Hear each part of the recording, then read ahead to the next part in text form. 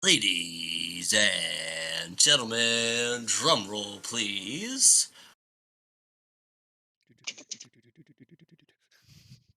Welcome to the Boundless Shores Game Show. I am your host, Engine Master West, back at it again with an episode of the Boundless Shores with a bonus intro question trivia. So, Oh God. ground rules for this trivia. If your character is mentioned, you are not allowed to answer. Question number 1. Where is Beckett from?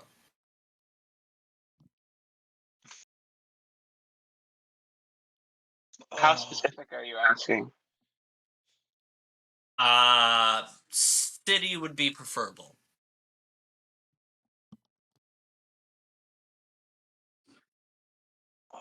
Great question. Oh, it's on the tip of my tongue.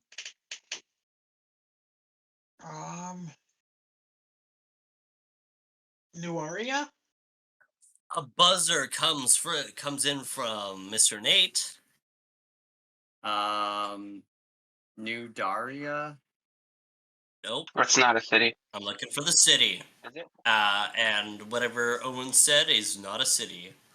You combined two different cities.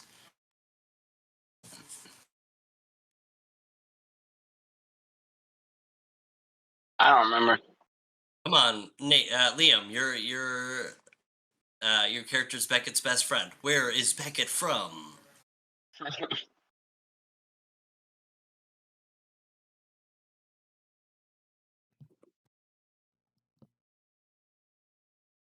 New Warren? The answer we were looking for was New Warren City. I said New Warren. Said that. Liam Just said said it. that. I did not hear that. Yeah, Liam said it. I didn't hear it at all. You're too busy going. No, I totally heard it. No, I totally didn't hear it. That's what I said. You did say it though. It was right before you went. Really? Yep. Yeah. Yeah. All right. Well, Alduin, you get a +1 on any roll that you want to make in the next whenever. The second question: where is Jonathan's village located? Oh, I know that.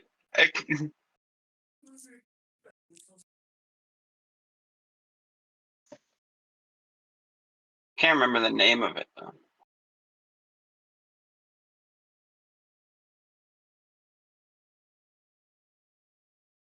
Describe it. It's in the forest on like the southeast of New Daria. All right, I'll give it to you. The answer we were looking for was the southern side of the Scar Forest. Yeah, that whole strip of forest there is called the Scar Forest. Yeah. Okay. You know, I should have known that, considering that's based off of Arnir's backstory. I know. I'm Honestly, surprised you should have didn't. known But that. I'm bad with names. In I what just couldn't remember the name. episode did Tobin get the Horn of Tyrael? Oh, 3. fuck. Oh wait. I was gonna say third 47. episode. I'm not sure. I know it was one of the first few. It was very. It was very soon. Episode 12. So 12 is incorrect. Damn. Episode I want to say 8? like 5 or 6. James, do you know? Will Buzz one of those? Or... I maybe, but I don't know. This question is about Tobin. He can't answer as to the rule. I know. Well, you all gave an answer, so now I'm asking Tobin if he knows the answer. Oh, Tobin's gonna steal the question. Okay. So was it Tobin not can episode steal 3? the question. Maybe It was episode 2 then. episode 2. Oh, I just said that. Is at the beginning of episode 2 on recovery of the cart. Right. Did you guys hear me say episode 2 there? Yep. Yeah, I heard You it. said episode 3, and then you're like, no, maybe it was episode 2, but you buzzed in 3. So you got it. Buzz in 3. I can't buzz in 3 because that was Liam's guess. You can't buzz in the same guess. And he would have gotten that if that was the right Fine, answer. you get it then. You get it. You get the right answer then. All right. What was Calduin known during his time with the Valdoon?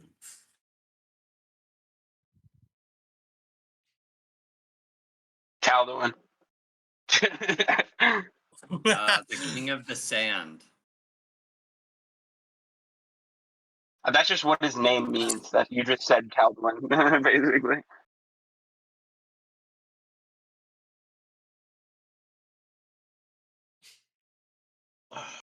He was like head guard or something.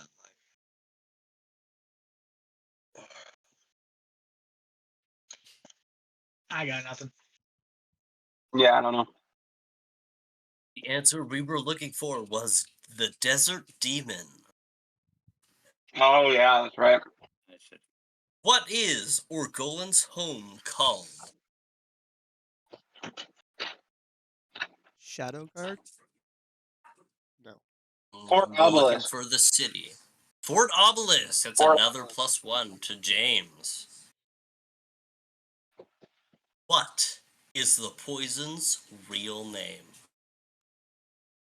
Oh, I don't remember. Is his first name okay, or does it have to be full name? Full name would be preferable. I don't think we Well, ever I'll learned say his full name. Ego.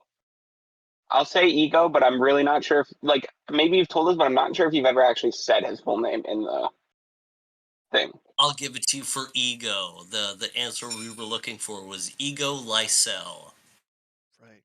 Okay, maybe I know you've said that before, but I You know really can't that remember if it was from actually his in that company thing. Lysel Incorporated. Really, I don't remember ever hearing that. Yes, you have.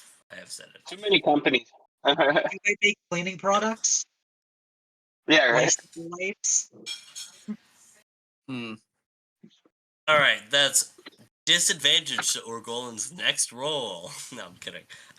What was the city that used to be where Palos stands? Oh God, like before the tier. That would be 3-tier, yes. God, what was over there?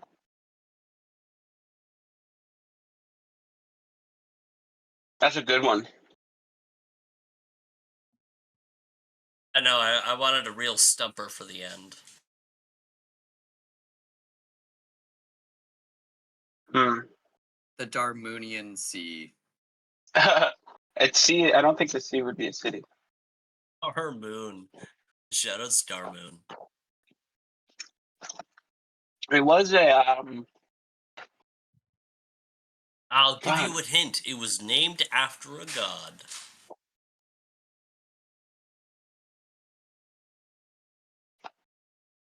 Oh, was it just Angkor City? It was just Because there's Angkor. That's zero Angkor another now. Yeah. +1 to James. And that'll be the end of our game show. James is the winner with 3 +1s that he could just add to any roll.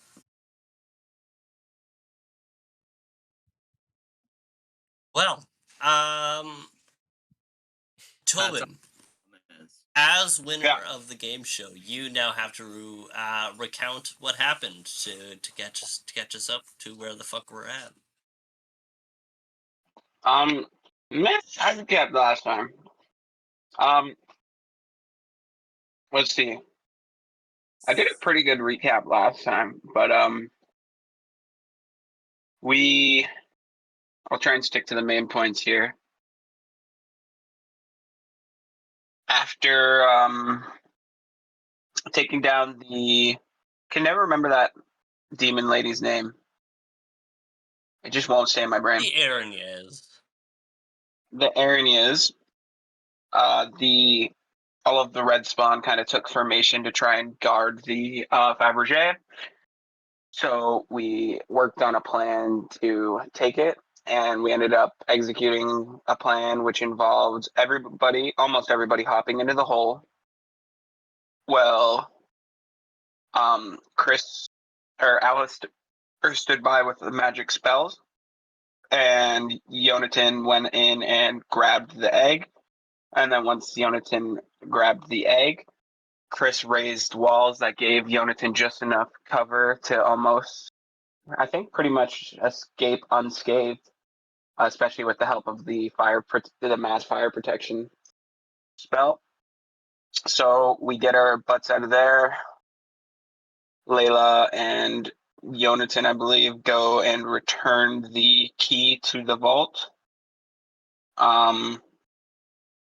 Then we get on our way. We end up I can't remember. I feel like we talked to You call Kay.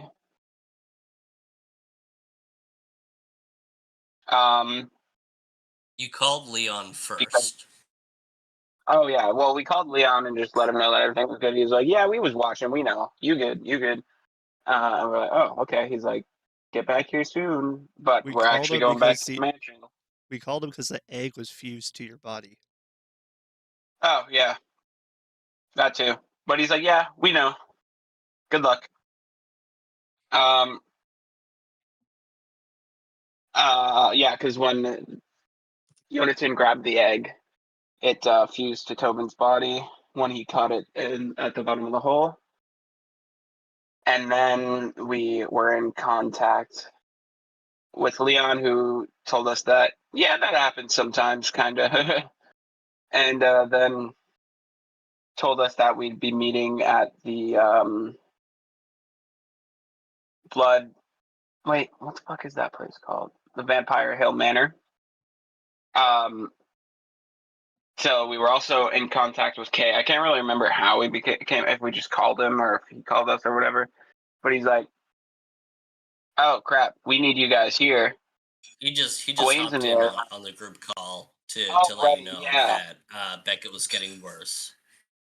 yeah. So since Beckett was getting worse and they were all meeting up there anyways, he said, "Let's get you home quick." He said, "Hey, Gwen's in the area. Let's get him to help you guys out." So we meet him where the North South Road and East West Road meet in the middle-ish of Valebridge. Um, we just have, I Yeah, know, Calduin and Peter, who had now eaten the orb so he can talk, were on the outside while everybody else was resting in the hole.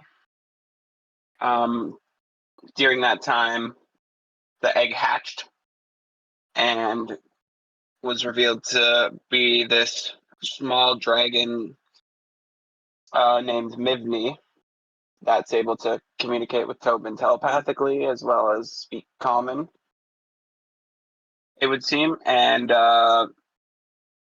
she seems very curious. Tobin introduced her to the world, um, answered any questions she had, embarrassed him about Leila, all that jazz. And then we eventually arrived, and Mivni sensed Gwen's presence, so we all kind of started to stir and went up to meet Gwen, and then we had a conversation with him. But everything he said that he can go take care of the bridge for us so that we can continue on our journey. So he did what he did the first time we left Bellbridge and teleported us close to the manor. And then we got to go from the mainland into Blackmere. That's pretty standard for most of us, but Alistair managed to actually give the Watcher a coin that he was actually able to hold. Crazy stuff. And Leila enjoyed Blackmere for the first time because magic is so taboo in Valebridge. Beautiful, beautiful city. We get through the city and then going through Graveyard, since it was her first time. Leila had a bit of a meltdown thinking her parents needed her to save them. And Tobin was able to calm her down and help her through it till she regained her mind, and then all drained, Calduin just carried her up to the manor.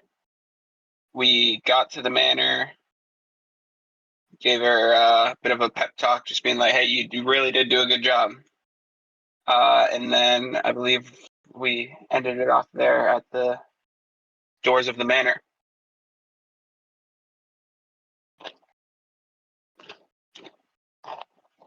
Can we call a quick pause for a minute?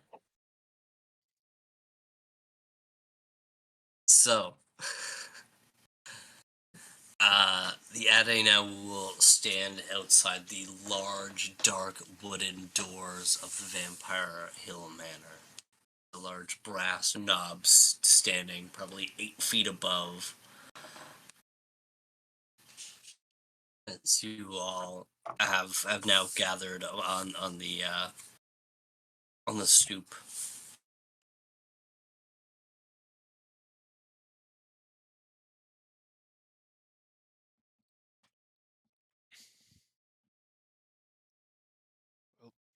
See Leila, Very important kinda stoop, looks or up. what? No, you see Leila looks up and goes, "So do we knock?" Just Yeah, go for it. Okay. Hold on, I gotta pull up her tear sheet. What's her jump?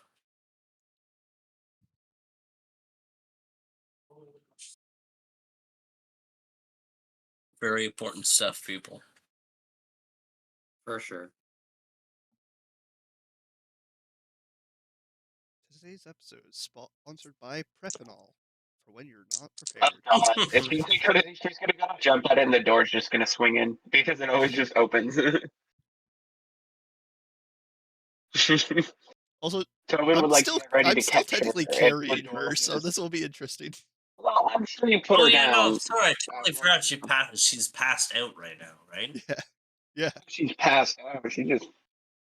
Or was she? We. Or no, you said you gave her a pep talk, so she's like awake and exhausted, so she's not gonna jump. Okay, Yeah. that's fine. Yeah, I picked her up All because right, so fuck after you. the whole. One of situation- you bloody knocks on the door. I just As, kick it. Damn. Times are Say tough again. when it doesn't just. Pardon? Say again, Elderman. Oh, I just kick it. Yeah, you kick the door open. Doors open suddenly. No guards at the doors this time, as the manor seems pretty quiet. It's getting later at night. Uh, I but guess we'll just go towards Kay's office if nobody's there to meet us. you wander down the hallways. You see Layla's looking up and around, taking it all in. It's massive mansion. She's kind of gawping at all, at the size of it all. Make your way towards Kay's office. Give it a knock, and he opens. Oh, hey guys. See him. Catfolk form within his classic lore keeper's robe, and underneath his regular gear. He says, "Oh, come on in. I didn't know you were gonna be here so soon." Gwen gave us a ride. I should have known. Well, I just put some tea on. Guys, just made it just in time. Uh, y'all, of course, you guys know Our Lady Tyrael, our guest. You see Tyrael sitting in one of the chairs in her humanoid form as she. Greetings, Arenaul. Lady. It is so good to see you all.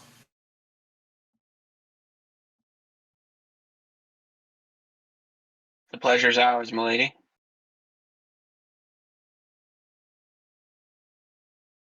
Well, make your ways into the study, and Kay pours you all a glass of tea, cup of tea. I don't know, glass of tea.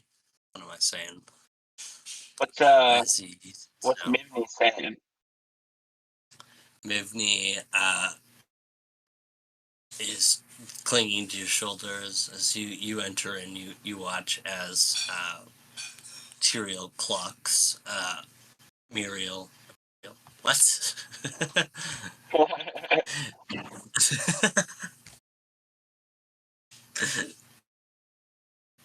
Don't worry about it.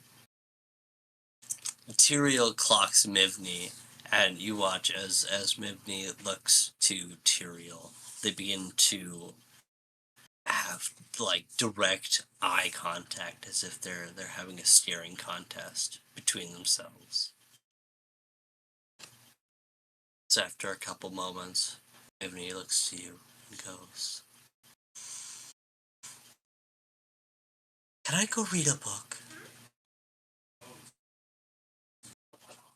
um, yeah, I'm sure Kay wouldn't mind. There's definitely lots to choose from. Do you need any help, or? Nope. She flutters off towards a bookcase and begins to crawl along the bookcase, sniffing and reading. She finds a book that she likes and uses her claw to grab it out and grabs it in her teeth as she brings it to a small corner and begins to flip through the pages. Does Is- Kay still hide his stuff in the books? Oh yeah. Is there a couch in the study? Oh yeah, there's a few couches and a couple chairs. Like plenty of room for all of you to sit down. I walk over and set Layla down on the couch, grabbing Snapple as he tries to jump off my shoulder.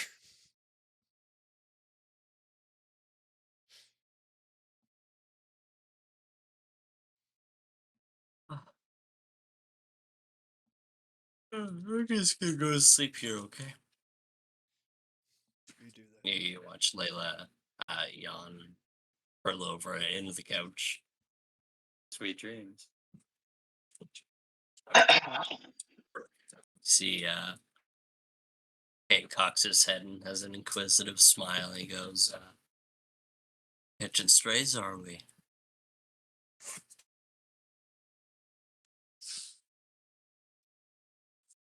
That's a way to put it. So what's her deal? Childhood friend of mine, sick of the solitary small town Villebridge life. Stubborn want to come along.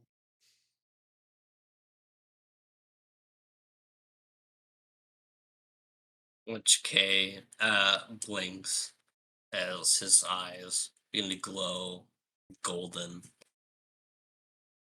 He looks at Layla. And he blinks again, and they go back to normal, to his normal brown eyes. As he, she's interesting for sure. Say that What's her again. name? Leila. She's interesting.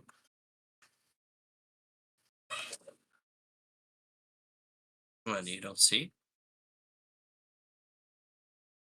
I've noticed something. See what? Around her head, there's a golden aura. I think I'd describe it as.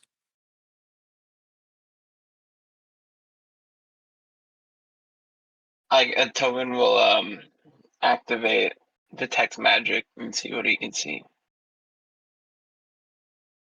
Now that you're focusing on it, you do see around the crown of her head. You see a kind of a shimmering gold aura.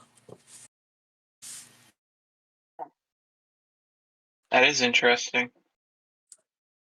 She has started to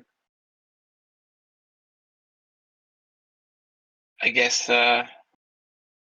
awaken some sort of latent magic abilities.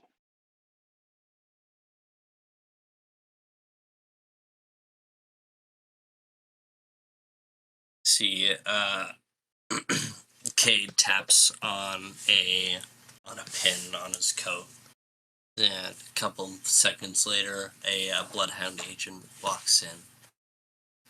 My lord, can you take our new guest to her room? Yes, my lord. He walks in and scoops Leila into his arms and walks her out of the study.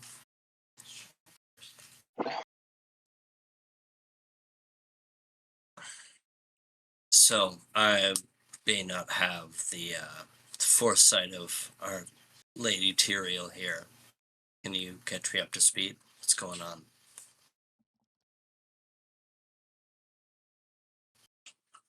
Well,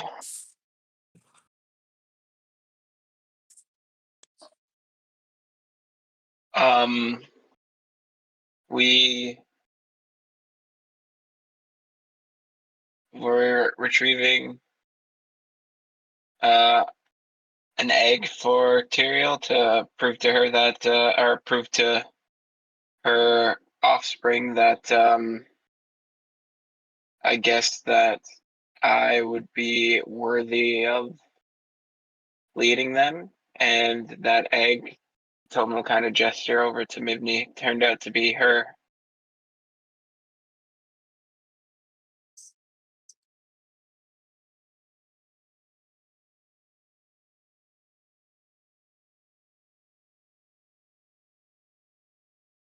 That's, alright.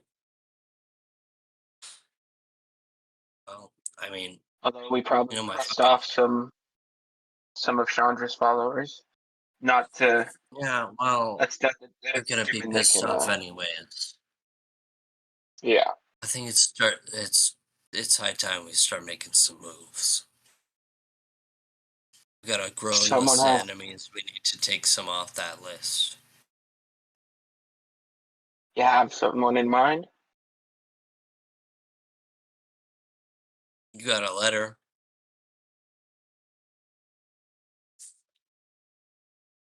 It was addressed to here, but it's got your name on it. You want to hear it? I suppose so. Well, I want to hear it, and I didn't want to open your mail. So here, hence, Is it addressed to open. that animal or? It's the shipping address is to the Vampire Hill Manor, but it on the front. It Right. says to the esteemed Adena. Okay. Yeah, I guess I'll open it up and read it aloud.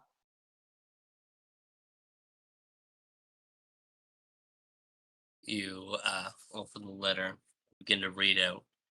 Dear esteemed Adenahu, Sir Raymond, Count Fragos, Mr. Helgith, Brother Gahishi, and Mr. Greycliff. Salutations and pleasant greetings. Adenahu, your intrepid reputation precedes you. I shall begin with introducing myself. I am the Friar Lorekeeper. I understand you are familiar with the Holy and the God-Touched, of whom I am in league with. I am hosting a small party celebrating Paylor's Day.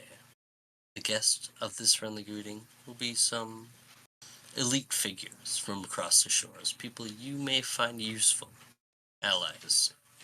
Sorry, my bad. I'm doing terrible right now. People you may find useful allies in the darkening of our realm. I completely apologize for that one. I mean, it kind of worked either way, with the pause or without. Yeah, Is that it, or you keep sorry. going? I'm making my thing a little easier to read. Yeah, fair enough. This.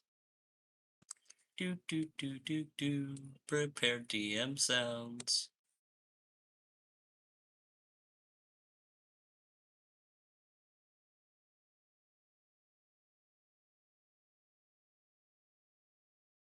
I am hosting a small party celebrating Paylor's Day. The guests of this friendly gathering will be some elite figures from across the shores, people you may find useful allies in the darkening of our realm. I have kept my eye on your group's journey and inherent escapades.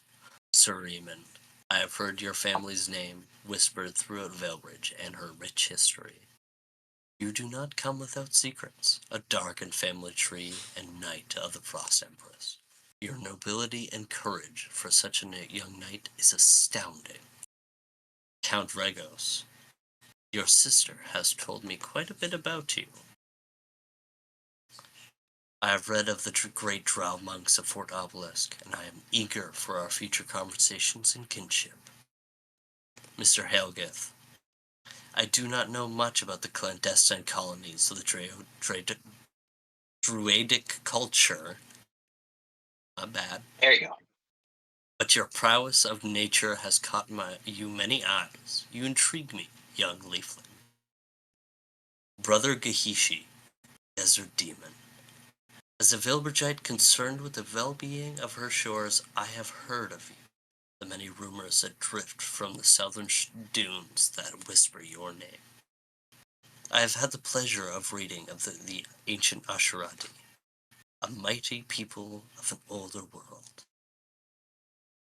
Mr. Greycliff, I have not heard of you before, but your recent merger with the Edai Nowl and have demonstrated your qualities.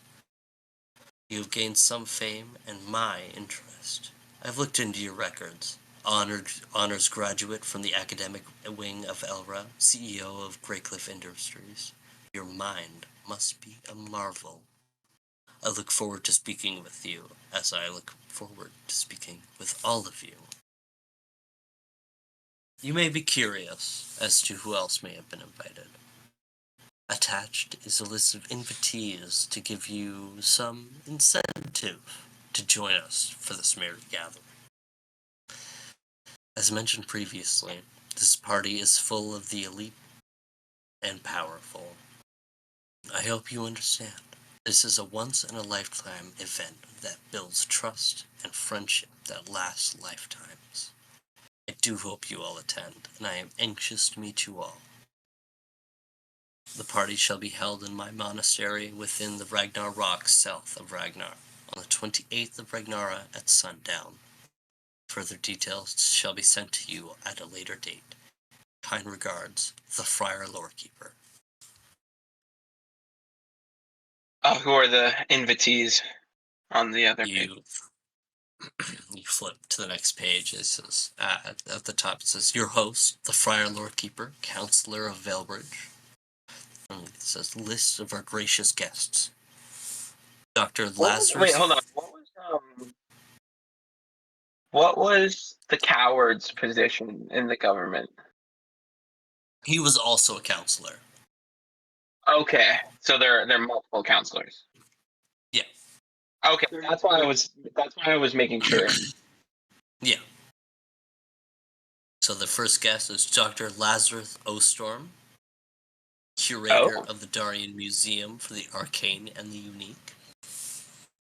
Next. Is he not one of the Vainglorious X? Did we not see him there? Mm-hmm. Okay. You Continue. did. That is Mr. the Blue Dragon. Yeah. The second is Crown Chief Wolfgang Andrade, Royal Field Marshal of the Darien Vanguardian Forces. Mhm. The third is the Scroll Master Lorekeeper, Head Dean of Elra, Archmage of Marswell. Fourth is Mr. Plutarch Burdensby, Mayor of Blackwater, accompanied by his wife, Mrs. Patricia Burdensby. Number 5 is Dr. Vespin Ozadi, financier and representative of Hatchco.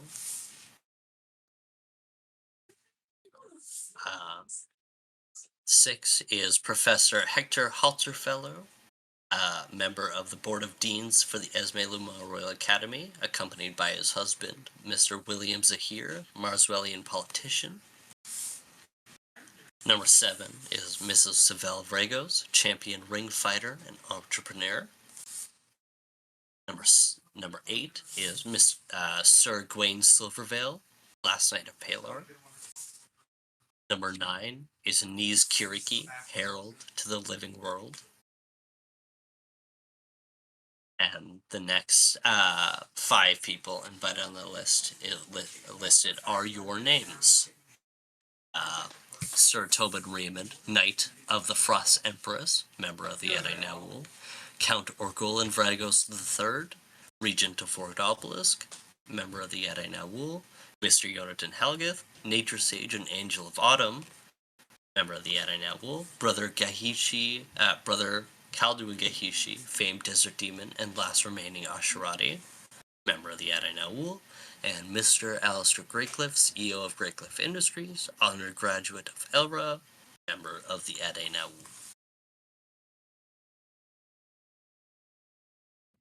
Okay.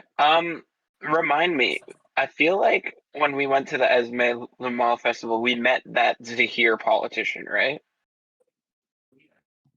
I at least No. know the name. Was it mentioned by you at Uh, all? I remember you saying. Zahir, you know that name No, I is, know that's that from was, Caro, and I remember you said you used it in this campaign. I just can't remember if we ever actually met him yeah. or So know of him. Zahir was one of the members of the party that went into the Fey realm. That was Jira Oh, Zahir. okay. Now that's the Right. he is the name that inspired Port Jira to be established, Okay. and so he must be a descendant of that. But I don't think he met Williams here. No. Okay. Cool. I do. Yeah, I remember you telling us that Also, why do you say knees? about Are the you talking Feyre. about my knees? Yes, Nice Kirky. Okay, I was. I am talking about your knees, Kiriki. Didn't you also not the same? Is he the same type of herald now, or is that just saying he's a herald of whatever?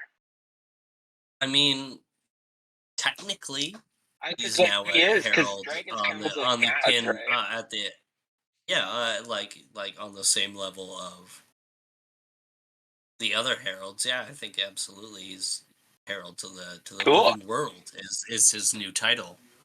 Oh, I see. Living world being the dragon, because it's a floating island essentially.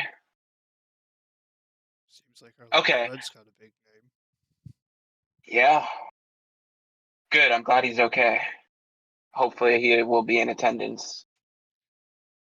Oh, could you Um. speak up just a little bit, brother? I'm having a little bit of a hard time hearing you. Sorry. Thank So, you. Kay, what do you know of this lore keeper? To be honest, I think he's a little bit of a hard ass, but he knows powerful people and he likes that stuff. You know, powerful friends. It's he's the equivalent of it's not what you know, it's who you know. But other than that, only met him a handful of times during some of our you know new lore keeper gathering. Right.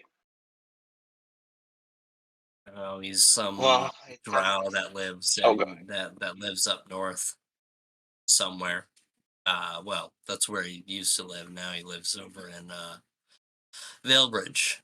It's a monastery up in the Ragnar Rocks. Hmm.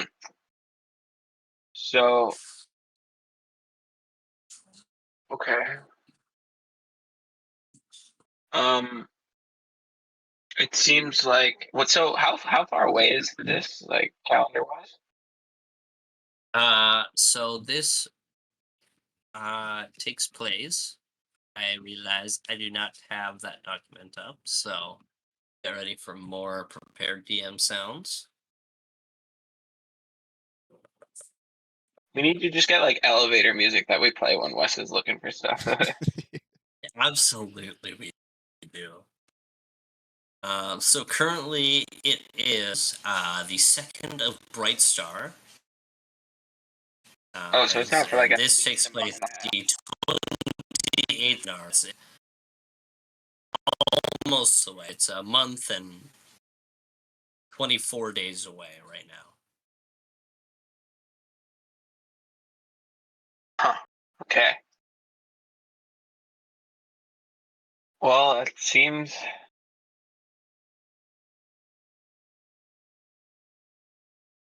we should probably go to this. Because the whole point of doing what we're doing now is to, gain allies and prepare ourselves for whatever's coming. So, And honestly, with people tightening their borders, there's a lot of people there who can get you passage. yeah. They can sign you some documents, get you some legal leniency to be able to cross borders, no problem. So it's a fair point as well. So, what do we do in the meantime? Rest, you guys look like shit. I mean, Maybe for a couple of days, yeah, that would be a good idea. But we need to. Rest and train, and then where's your friend Alistair? You go to rest or something? Is he too tired? Yeah, he's Like- resting in his hole. Well, You mentioned Beckett he needs to on the start call. making moves on Yeah, that is tier. she here? He's either resting or working on projects. He's working for us. Working for us. yeah, is Beckett here still? Like it's here. She's down in the basement. Let's She's- get a move on and check on. We'll rest, but we'd like to see her before we do. Do you want to go see her now? It's Yes. Yeah. I might warn you. It's not pretty. Yes.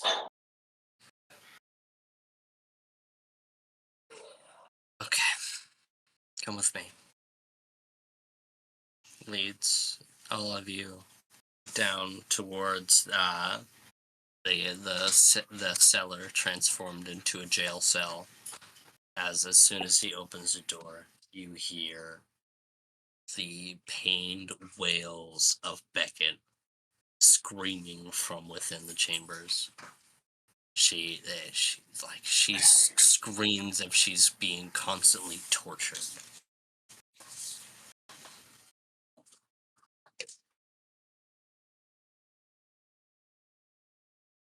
What does I she look like? Can we see her? You Kay grabs a torch off the wall and leads you down towards the cellar to look within it's the same jail cell where you guys contacted Jeshima. The door this time is swung open as you watch upon a stone table. Wrapped around her hands and ankles are golden chains as you watch as her chest rises as she screams out in pain as she's trying to escape from these golden chains, wriggling in pain, crying out. As you see in the corner, you see Vidal passed out, leaning up against the cold stone wall. Does she look okay, or like just exhausted, or like something like backlashed at her? No, she looks just exhausted. You look as she probably hasn't slept in days. As Kate goes over to her and strokes her cheek and wakes her. And, hey, I'll take over. Go to bed. Okay. She stands up and.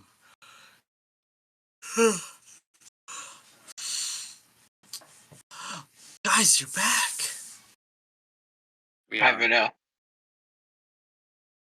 Thank you for everything. Keeping her as safe as you can.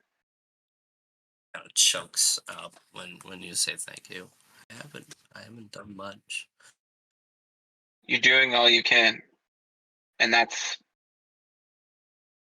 all that we could possibly ask of you. Good night. Yeah, She get some wanders up rest. the We'll stairs. talk in the morning. Yeah, she wanders up the stairs and takes one final look back at you guys and sighs. And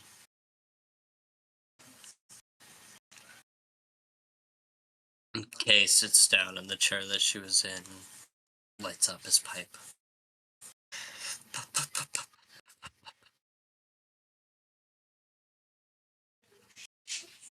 Hey, Calvin, you all right?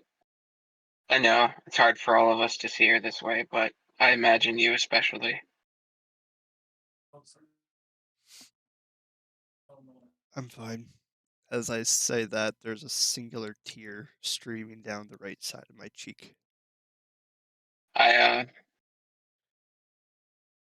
just loosely put my arm around Calvin's shoulder. I'm like, I wish there was more we could do against that wrist sprite. Although, definitely wasn't the root cause of all of this. I don't think, at least. Maybe if we had been able to take the wrist sprite down faster, if I had been able, if I weren't so useless, with none of my attacks being able to hit it, this could have been avoided or at least lessened. You're not to blame. I know that none of us are to blame, but it hurts nonetheless. I'm gonna try and just connect with Beckett's thoughts. Connect how? I'm just going to close my eyes and just concentrate, trying to pierce into her mind at all with just sheer willpower.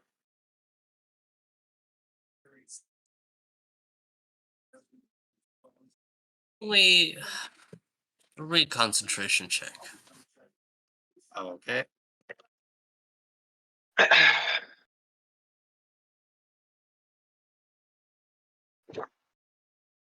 While he does that, am I able to, like, walk up to Beckett and hold her hand?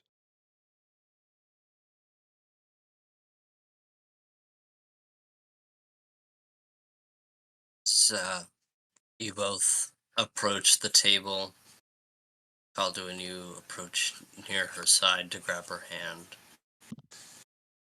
And, Yennerton, you approach where her head is and try to focus in on her thoughts. You put your hands on her shoulders as you begin to focus.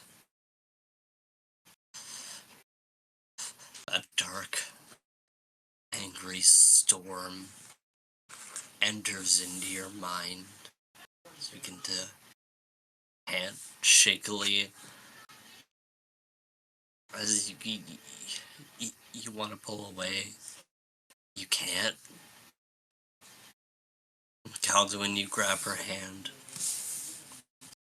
and she's ice cold as you grip her hand, and she grips you hard. She begins to squeeze on your hand, and it begins to crack against your bones. The storm enters in.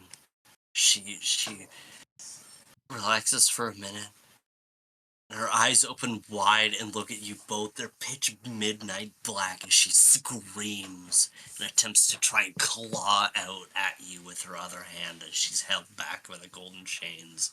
She screams and wails. I clasp my other hand. I clasped her hand with both of my hands, ignoring the pain, and then I just rest my forehead down on top. Beckett, I don't know if you could hear me, but we're all here. We were doing everything we can to help you. There is just an ounce of you here. Please, show us. You hear a choked whisper from behind you guys. As Leila sits on the stairs. Is she gonna be okay? We Tone will turn around to look at her, tears in his eyes, watching this all go down. Yeah, she will. We don't know how or when yet, but we'll die before we let her. Oh, we'll die trying before we let her die. in a situation like this.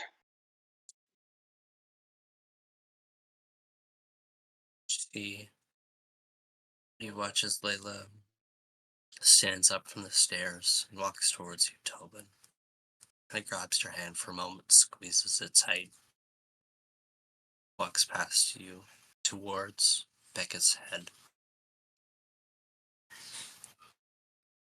You watch as Leila takes a really deep breath and closes her eyes and touches her two fingers towards each of the temples of Becca. I'd like to reactivate my detect magic while she's doing this to just kind of see what I can see as she's. As you're gonna notice two things, but the first thing you're gonna notice is as she exhales and opens her eyes, you watch as you guys, even without the detect magic, see it glows in a brilliant, shining, golden light. As almost like daylight fills the room as you watch as Beckett's eyes begin like almost like burning, peeling skin. The darkness begins to peel away from her eyes and glow in this similar golden light as they're in this moment together, light filling this entire chamber. Almost like you guys almost have to like squint your eyes to see the amount of light being procured into this. Tobin, you watch as golden wings almost protrude out of Layla's back as like a halo above her head as she glows there like an angel of Palor. And as the light slowly begins to fade from both of their eyes, you watch Beckett relax and pass out, no longer writhing and screaming. This is Layla relaxes and kind of stumbles onto the table, panting.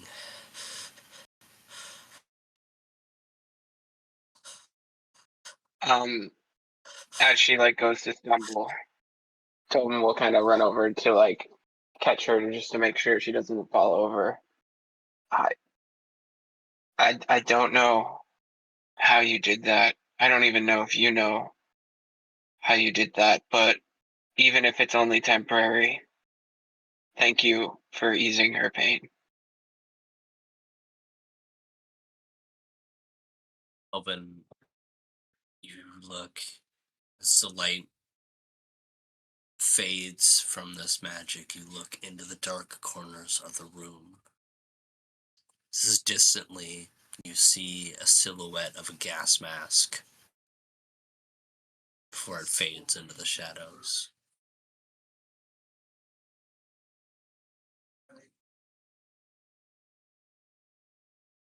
So kind of like in a way that it was temporarily like pushed away by what Layla did. Well, I, I, I don't think he may have been affected by it. I think he was watching over this moment and Right. faded Okay. after he realized you noticed him. Right. But Okay. you then kind of realized that he had been watching over.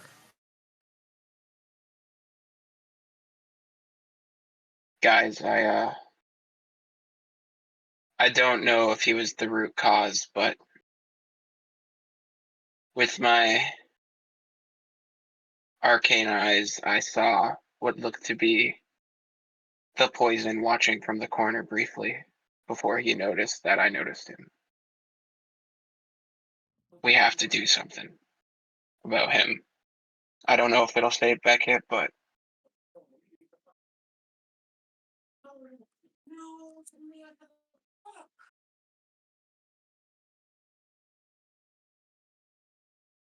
We need the tear.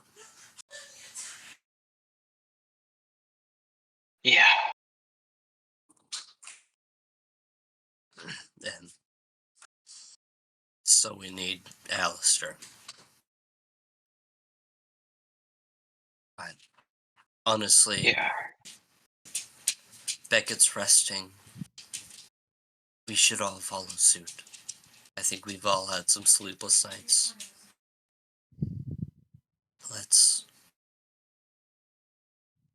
promise me you'll take the next 4 days off to rest and recuperate. No training, bed rest, eating well, relaxing. I think 4 days sounds reasonable. I'm not sure we could afford much more, but in our states, I don't know if we could afford less either. You can't. You guys look awful. This is the worst I've seen you. Now I'm shitting you not. You guys actually look like raccoons. And Tone like the just kind dark of looks at. circles around your eyes. You're like your skin's saggy. Honestly, half of you have like the body hair of a raccoon right now. Like, geez, y'all need a shower. I'm gonna have to like clean my couch. Sorry, I'm only trying to lighten the mood. All right, we'll go rest then. Um, Tobin's gonna offer his like kind of crouch over and put his arms on him like a piggyback position. Be like, I think you need some rest the most. Get on. So humiliating. Kind of It's no cute. different than when we were kids. In a way that I'm tired enough that I'm not gonna notice the humiliating part. She crawls onto your back. And I'll stand up and just begin to carry her up to wherever she's sleeping, one of the rooms. You begin to you turn down a hallway as you begin to walk down. She kind of sits in here and goes, "Where are you going?" Plus, she said, "Where are you going?" Yeah, where are you going? Ah, to the rooms. I thought you were going to your room.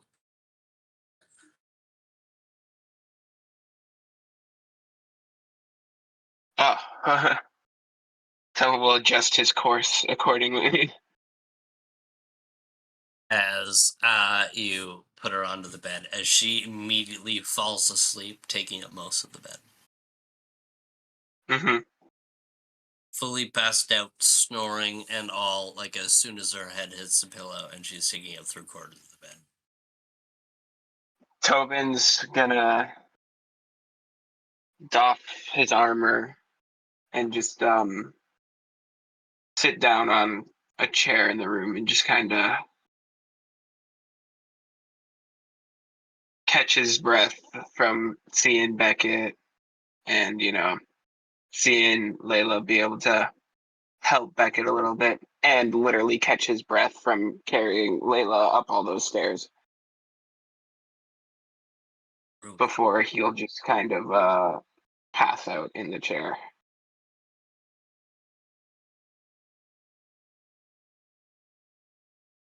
As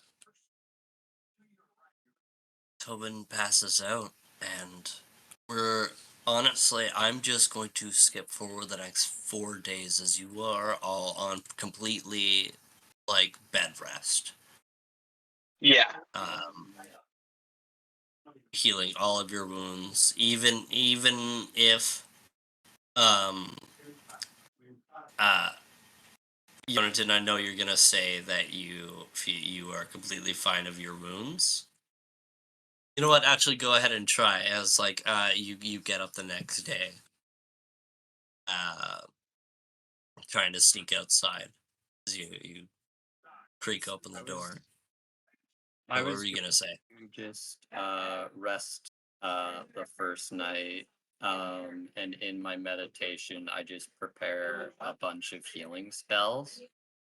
And then the next day, I'm just primarily taking care of the Yadai Owl and they're healing up their injuries for the second day, and then just take care of myself on the third night. Honestly, you get up preparing all these healing spells, and you open the door as you see a bloodhound agent standing outside the door. As he sees you open the door, he's uh sorry, Master K has ordered us that y'all are on bed rest, so please go back in your room. You're not Are gonna let me take care of my friends? are Friends will be fine. We have the top of the line medical upon I lost the word that I was going for. I'm gonna try that again. We have top of the line hospital services within the Vampire Hill. Please enter your room again. are Yonatan's and I You rooms are on bed. connected? Yeah, we'll say they are. All you hear is a knock on the wall. You better listen to him. Fine. As You actually see as his hand is on his blade. He's like, you must return to your room. Fine. You return to your room as 4 days commence. All of you are healed from all the wounds that you have been afflicted with. All the fortitude damage washes off, and bada bing, bada boom. Realest guy in the room. Does Mivney ever find her way back to me during this time, or is she just enjoying the libraries?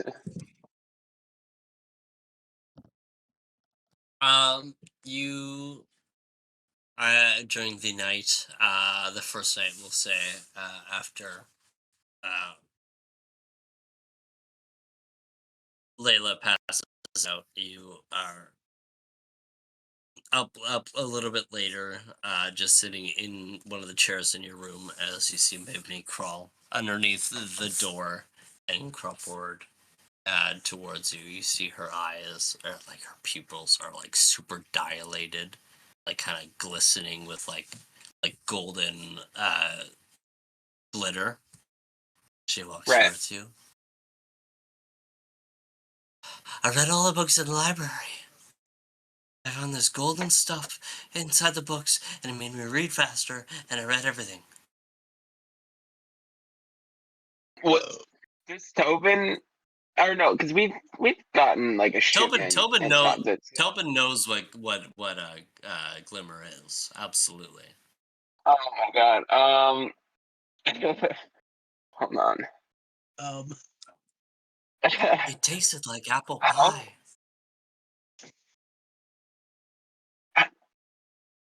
You I'll go to like scoop up Mivney as I like feel her in my hand, her being so small, just like the pump pump pump pump pump pump pump of her heart like just beating like super fast. Oh yeah, it's going so fast. She's actually got two hearts. As they're Oh. Um It's a Time Lord. Yep. you let's see. I don't think there's anything I can really do, so I'm just gonna kinda you need to sleep that off. Or I don't know if you're gonna be sleeping anytime soon. How much did you have? So wait, tell me about you. About me? One bag. Yeah, one bag. Tell me about you. Who are you? You are Tobin, my protector. What is Tobin? What is Tobin? I don't know if I've been asked a question like that before. I'm a kid who has lost his perception of the word luck because in certain ways, meeting my friends and being able to be part of this amazing journey, I am extremely lucky. But in other ways, I don't know if the opposite, or I don't know if the phrase bad luck even begins to cover any of it. So I guess he'll just kind of recount recount his journey with his friends to Mivni, as well as, well, when it becomes relevant, sprinkling what he does know about his family's past and talking about his memories of his few memories of once his memory was kind of restored of his father and his mother and when they were together, as well as what his grandfather and all that stuff before kind of just as he's droning on, just eventually passing out in the chair, like mid sentence, just due to the exhaustion. You pass out, and in your kind of like half sleep state, you feel a tongue kind of like up on your face. Mimney snuggles up into your shoulder. She too begins to snore. So yeah, I also do As want to have another conversation with Leila, but with her being as battered as she was, she probably just will be fairly conscious throughout these next 4 days. So I'll wait till we do the yeah. little So time. the next 4 days pass as we find ourselves in another place in another time. Um, As sorry to put you on the spot, Liam. Sorry, you had something to say, buddy. What's up? I was just gonna say that since we were forced to rest for the 4 days, I spent the time trying to get Snapple to have a little bit more manners, training him a little bit. I like it. Okay. Have you taught him any new words in this time? Please. Please. Okay, I like that. Anything else? Um, just like small sentences, like one or two words, just to voice Like more. said kind of like I eat. I hungry. Yeah, Please. Thank you. yeah, something like Kind of that. stuff like that. Yeah, okay. All right, I like it. Cool. So, we find our place we find our camera fading to another place in another time. And sorry to put you on the spot, Liam. We find Knees sitting on a sandy beach. He hears the lapping waves upon the short lines. Beside him, a small fire flickers. Above, the stars array across the skies like scattered fireflies. The pale moon watches from above as a few small clouds pass by and briefly block her rays. The island is peaceful and quiet. Liam, could you describe any physical differences of Nees during his time training with Gareth?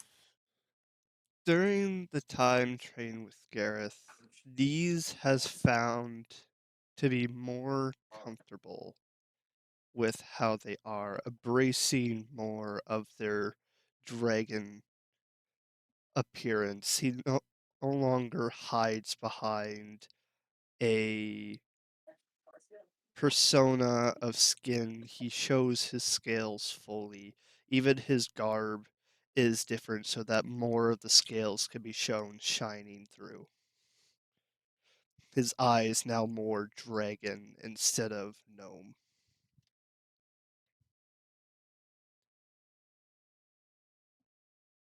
Beside Knees sits a large earth elemental, his eyes shining with an orange light. His construct is made up of dark green and gray stones. You see moss and plant life cling to his chest, shoulders, and legs. You see his head is a large stone. It's roughly humanoid in shape. You see the two orange glowing eyes. It has no mouth. And on the right side of its head, you see a large gash revealing a large crystal geode formation that twinkles in the moonlight. The water is quiet. I like that. Rushing water is like a thought that's too loud and too fast to process. A rushing dagger flashed in a panic. Calm water is like a quiet blanket, washing us into dreams with her gentle strokes. See the earth elemental, which Knees knows to be the form in which Gareth, the living world, takes. He kindly prefers you call him Gara. Tell me more about mortals. I have chosen solitude and hasn't been present, as civilization roused around me as I slumbered.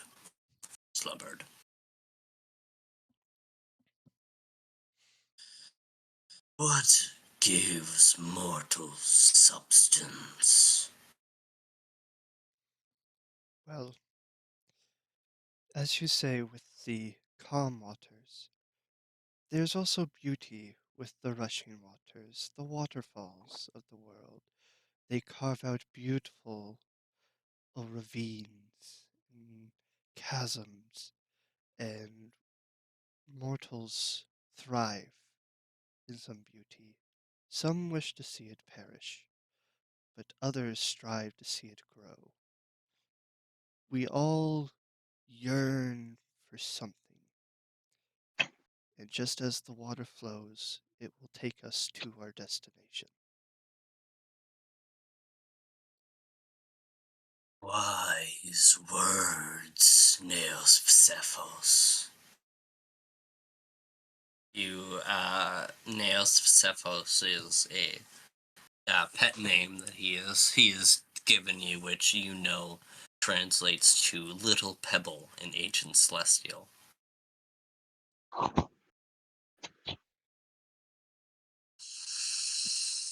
But you've missed my question.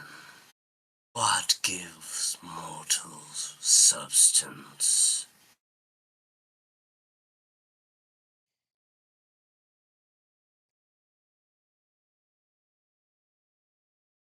Dang it, my mind just went blank. No. He's asking about food, I think.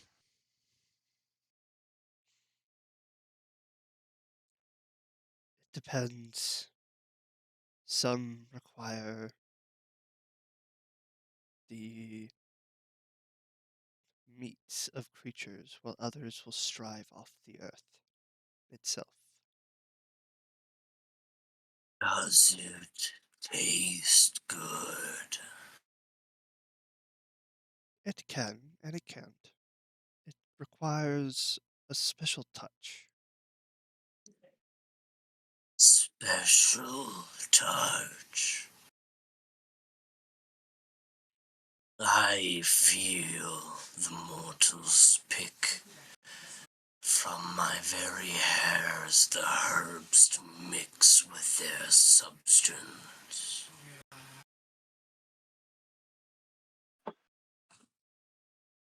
I wish to try it one day.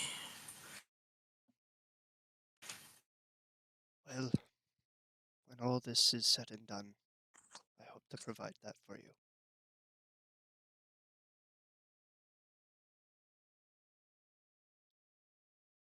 I have a mission for you, Neos Pfeffos.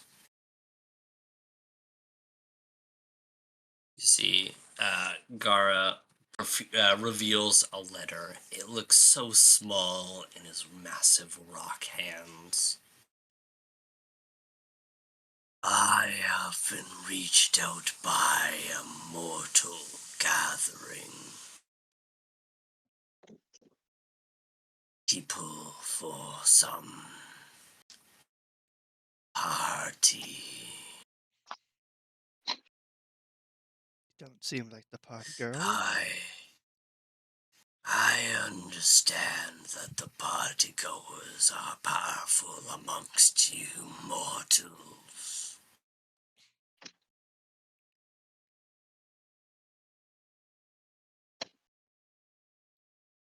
I have chosen to send you in my part to hear why they have gone such great lengths to invite me.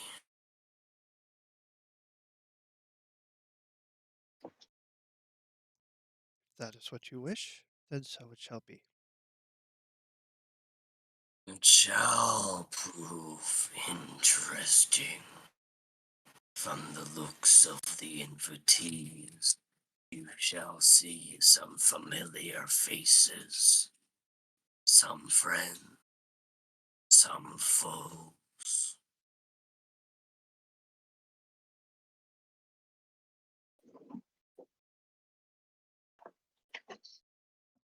Sounds like I'm in for quite an adventure.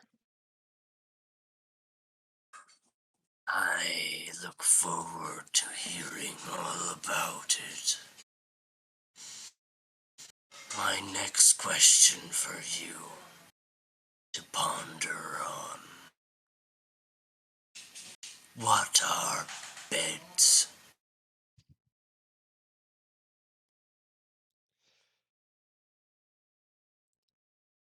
As you watch as the elemental form fades, as the orange light fades from its eyes, as the rocks crumple into debris onto the sand, leaving you alone upon this beach. I chuckled to myself as I just watched the waves lap against the sand. The letter, you look within it, it reveals a similar message from the one that the Arena will received. It recounts your family lineage with the Kirikis, as well as your status within the Bloodhound Order. Seems like they've done their research.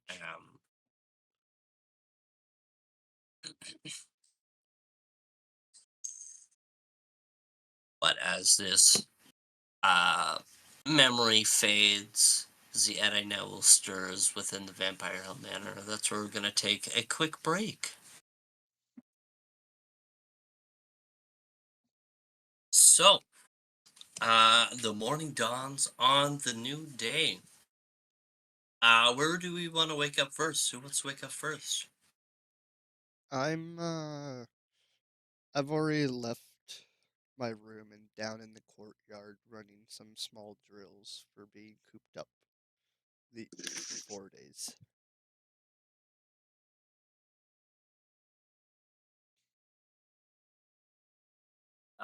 You are running some drills as you hear a voice call from you, and call to you from the stands. As you hear Milo go, "Al, you're back!" Hey, man.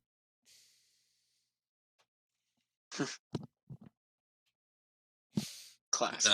You watch as he Milo leaps off of the grandstands and tucks and roll onto the battlefield and runs towards you. Hey, when did you get back? 4 days ago. forced bed rest by Master K. You know how it is. He's protective. I just got back this morning. I've been on a mission. Ooh. What kind of mission? Wait, just remind me, didn't Milo get like really fucked up when we went to that one island? Or was that somebody else? Hmm. I was Milo's friend Oh, who okay. got fucked up. That's the one you guys killed. I didn't kill shit.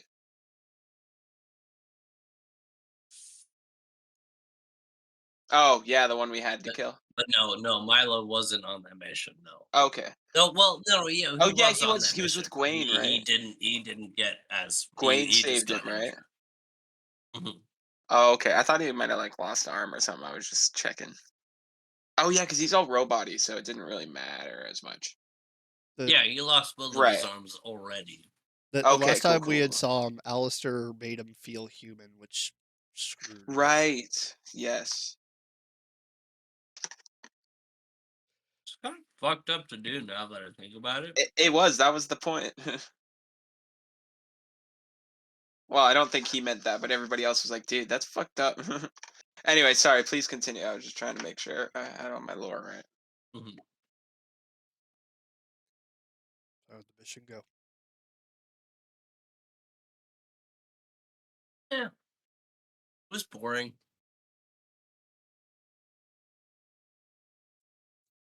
Some another low drug ring nuisance. I don't know. I didn't really pay attention to the briefing. I just got the guy. Yeah, sounds like you. Eh, I like my prey to be a little bit more Active? interesting. Is it fucked up that I call them prey? We're bloodhounds. True. Yeah, how was your mission?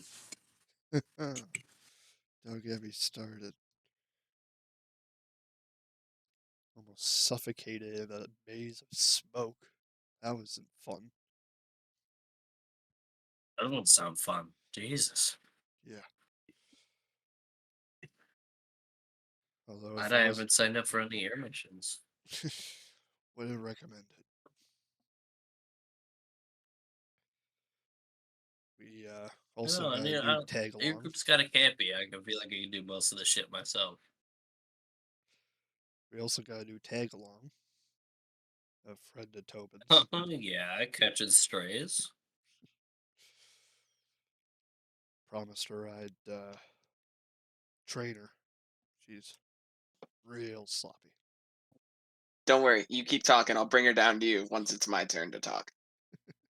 You just like, you know, catching like what are you, a dad now?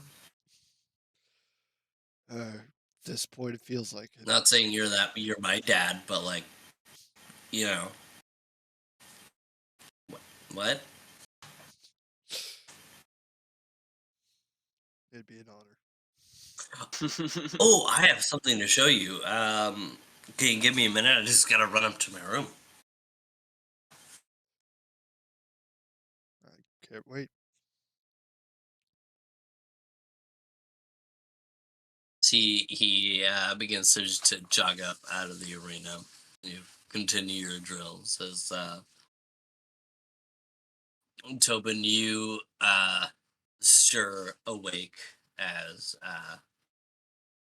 you hear Mivney snoring in your ear. um. Yeah, I'll creep out of bed as to not disturb any other sleeping um people in the bed. People, pets. I don't like pet companions. Ah, companions works for anything. Um any companions in the bed. Uh Tobin's gonna get dressed quietly and then take just two pieces of his metal armor and just bang them together for a second. Rise and shine. I want this to be like fairly early too.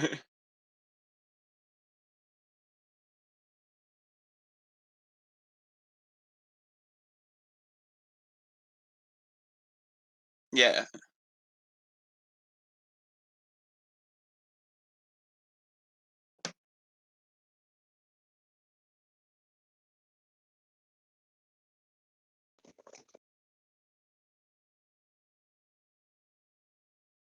Oh.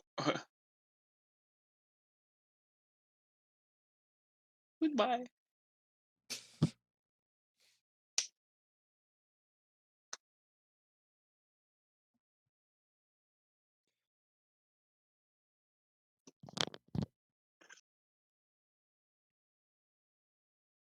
I'm so sorry. I took a little bit bigger of a bite than I meant to. Yeah. As you clang, clang, knock your two pieces of armor together, you see Leila shake open in the bed and go, "What the fuck is wrong with you?" Hey, first day of training. Get your ass up. Just Dave. Oh, what time is it? Tobin kind of look out the window. Sun's up, so it's daytime. Then not till that time.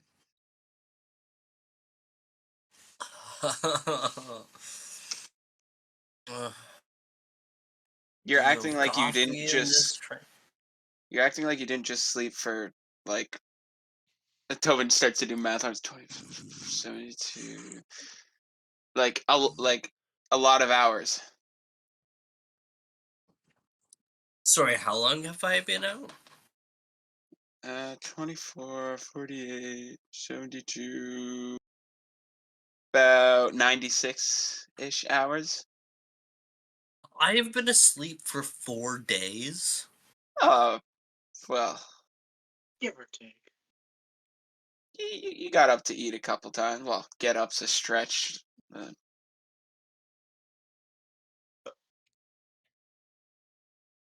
But yeah, Can I so sleepwalk? I prefer to think of it as more of a unconscious desire to eat yummy food.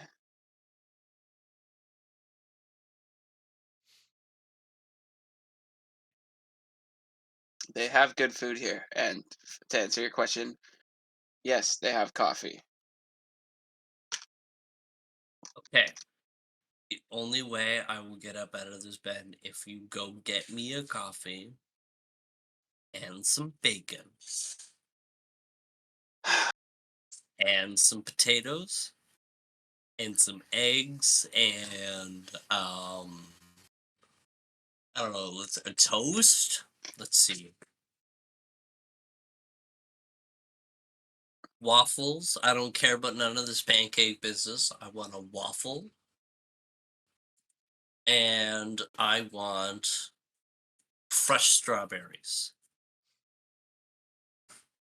Listen, just this once, since it's the first day of training, get you your damn food, but you're on your own from here on out. Tobin just kind of like change out of his like pajama shirt, just like like rip off his shirt, put on a new shirt.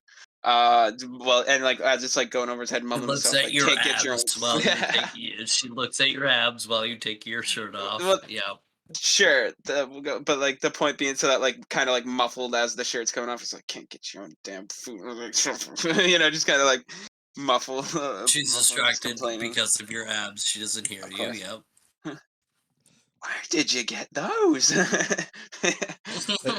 I feel um, like Tobin also knows that Layla's kind of got to get a little bit of a rant from Calduin because he knows how important training can be. oh, don't worry. Yeah, we're coming right to you after I get this Oh, video we're game coming fixed. right for that rant, so you be ready And with that don't rant. worry, I've I'm so got some. excited. Just kind of when we get there, just kind of go with it. But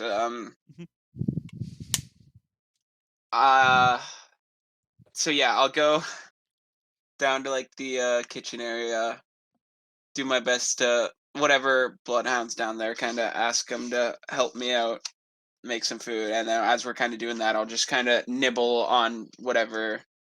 While you're cooking up the bacon, once one's done, go to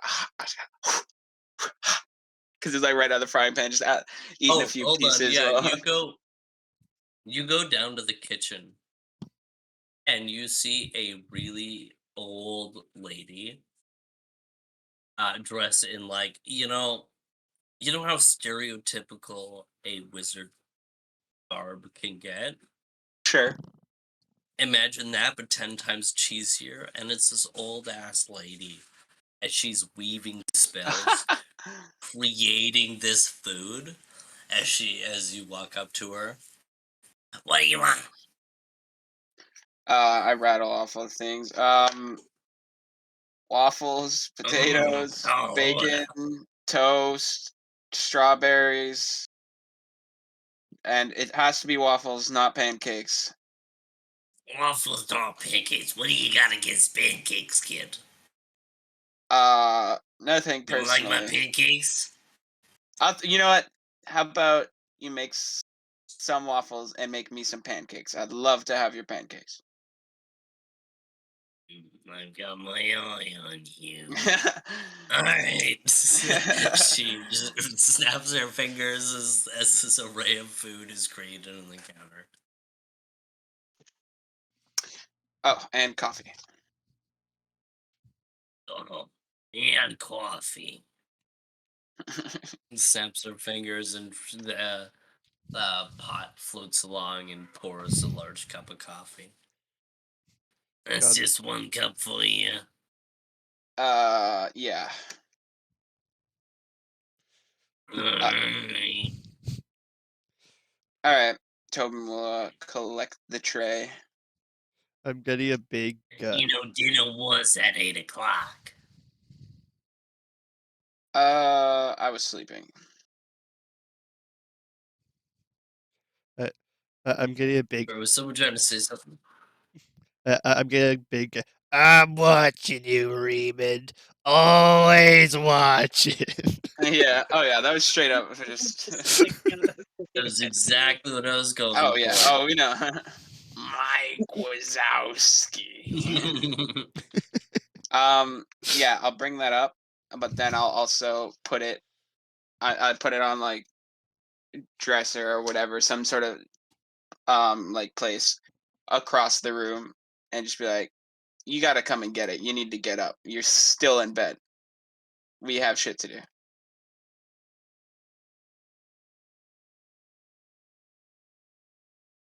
Okay, well, turn around while I get up. Mm-hmm. Tobin just turns around and just says, it just kind of says, it's gonna be a busy day today, so don't be complaining to me when this is what you signed up for. Quickly gets on her clothes and grabs the food and plops it right back on the bed. You gotta come help me eat this. I'm not gonna eat all this food. Tobin will just sit like crisscross applesauce on the other end of the bed, and just start picking at some of the bacon and the pancakes. I got these pancakes for me anyways. The lady was very offended when I said waffles, not pancakes. She thought I didn't like her pancakes. I like to hear pools, man. Yeah. So, anyways, tell me about that cat dude. Oh, cat dude. That's Kay. He's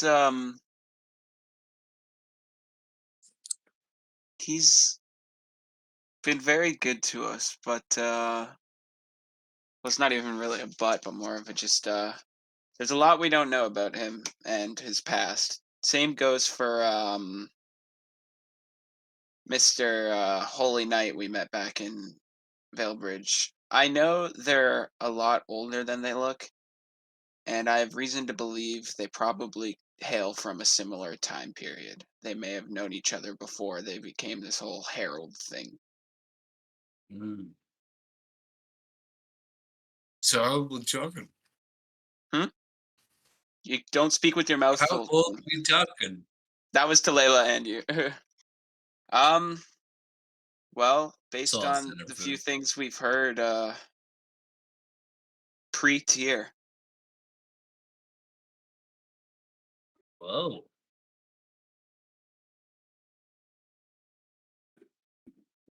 Yeah. So Harold, like,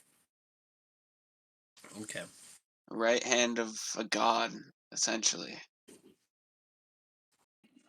Oh, hey, quick question. Calton's gonna kick my ass when we get down there, right? Definitely. I have something in mind for training that's a little less ass beady, but then we'll see what happens later. All right, come on. You might do that, man. She, you finish your meal and rush down towards to the training courts. It's pretty early, but I bet you he's already down here. Yeah. So, Caldo and you watch as Tobin with Mivnia on his shoulder and Leila beside him. I take out my revolver and fire a shot into the wall close to Layla's head. Tobin doesn't even flinch. What the fuck? You're late. Sorry about that, Calvin. She made me get our breakfast. It's not even 10 o'clock. Should have been out here before 8. Breakfast is for after Shut up, training. Tobin. How are you not supposed to train on a full stomach? Have a good dinner.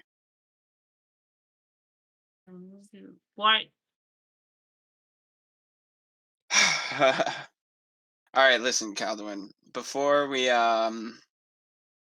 get too far into training, I want the three of us to take a trip down to the basement again. Okay. Whenever you're ready, we can head down there. Has Milo come back yet with what they want to show me? Oh yeah, you know what? At this moment, as you guys are discussing, Milo runs up. See, holds. It kind of looks like the rough shape of a head with like just kind of jagged edges. Well, I was trying to, you know, trying out the sand thing, and I made a helmet. I grab it. Does any of it like crumple off or anything, or like just dissolve? Oh yeah, as soon as you touch it, at least a little bit rougher than how delicate he was holding. You see some of the back half of the cranium crumbles off. I examine it. Honestly, not bad. I couldn't figure out how to make it stick. Most people don't. That's why it's kind of special to me. Mm. There's a secret technique on learning how to do it.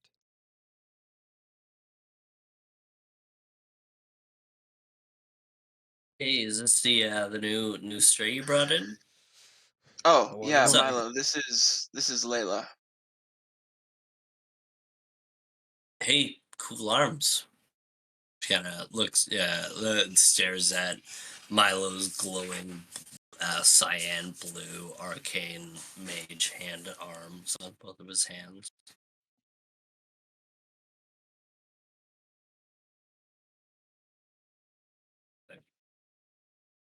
Thanks. I tap Cool, Milo. go on. I tap Milo on the shoulder and whisper into his ear, I want you to stay here. I'm using you for some training against her. All right. You We'll see, back. Layla overhears this. Go, you know what? I wanted to kick Tobin's ass. We can get to that. All right. For now, let's we don't want to keep Milo waiting too long. Let's get this on with, and then I'll start heading towards the basement.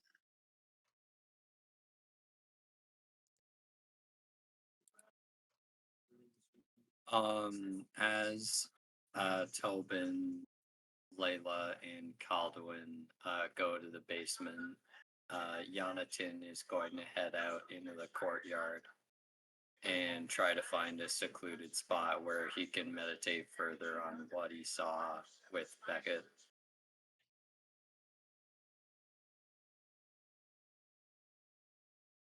Go ahead and make me a religion check.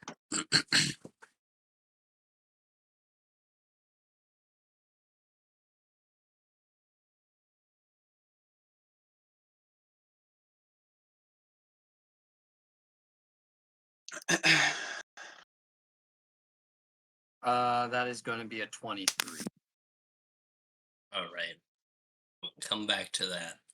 So, Calduin, Layla, and Tobin go down into the cellar with Beckett, she's not screaming currently, but she's now uh, moved up to just wriggling in the trains, trying to like pull at them. Mm-hmm. Is Vidal or Kay down here watching her, or a Bloodhound or something? You see, Kay is asleep. You see his pipe is kind of hanging out of his mouth as his hands are in his lap as he's passed out in the corner of the room. So I'm sure you're wondering who she is. I've seen her before. I think she's one of your friends, right? Yeah, Plague Doctor looking one. The cool one with the hat. That's pretty Yep. apt. So this is Beckett. We she's been with us since we first started this journey when I got that job from the capital. She was part of the crew. Um for a while she only wore that mask, and the way it muffled her voice, and I'll kind of look at Kelvin. Honestly, she probably talking like this. We actually thought she was a man for a while, and because she wanted us to believe that. But as we all got closer, especially Calduin and Beckett, she began to open up to us. She saved our butts probably even in the short time, more times than I can count. She was a friend, a doctor, a healer, and now at this current moment, there's not much we can do to help her. She was attacked by this creature, and none of us could get to her in time. This thing, it could teleport and just be anywhere instantly. We weren't able to do anything, but she got slashed by it, and this ooze kind of came out of her chest in the form of Jeshima, the demigoddess of darkness, who was once her sort of deity, I guess you could call it, before we sealed her away. We didn't think she had much hold on this world anymore, but with that and this one other being the poison, they had a hold on Beckett's mind, and when that beast somehow let it out, she screamed the most terrifying scream we've ever heard, and she's been in this sort of catatonic, helpless state since. But that's also not the first time something like this has happened to one of our friends, even in this short time. Um, Calduin, if you don't mind, would you take off your shirt? I want to like show her the scars from when you were like chained up. I remove the duster and just unbutton the my shirt and show it, and along with the scars from being chained up, there's still the deep scar of where I was impaled at Mm, the yeah. um, second purge. And even on his back is multiple lacerations of a whip torn against his back skin during his time on Ickering. For a while, Calduin here was actually imprisoned by another one of the demigods, Kavalis. And he was held on an island that we couldn't find or get to. And they did this to him, aside from some scars that were here previously. But the majority of these. But luckily, we were able to save him, but with everything that's going on now, I wasn't even able to go out of my way to go help my dad. So the point I'm trying to make here is, as much that I love that you're trying to prove yourself and you want to show us that you deserve to be here, when I say that I couldn't live with myself if something happened to you, it's not just an anxious um it's not just an anxious feeling. It's something that has happened to multiple of the people I care about. So we want you to get strong and we want you to help us, but we don't want you putting yourselves in situations that could just potentially do more harm to you than good for you or everybody.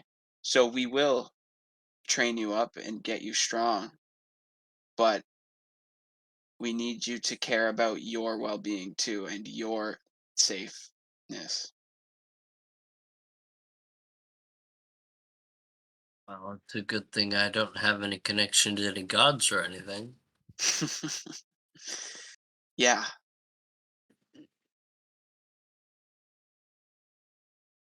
haven't pissed any off yet. Yeah, do you have that little faith in me? More like I have that much faith in you that you're going to be a force to be reckoned with, enough to piss off a god one day.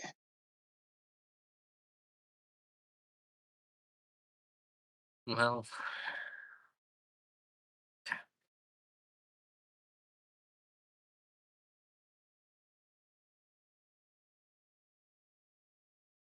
is that it? Is at the end of the lecture? Do we want to go train now, or can I go to my room? Oh, we've got lots of training to do. I needed you to see the reality of what I'm saying. It's not because I don't She's think you're capable. It's because Uh, it's because we're in a situation where if you put yourself in harm's way unnecessarily, this is not even the worst thing that could happen.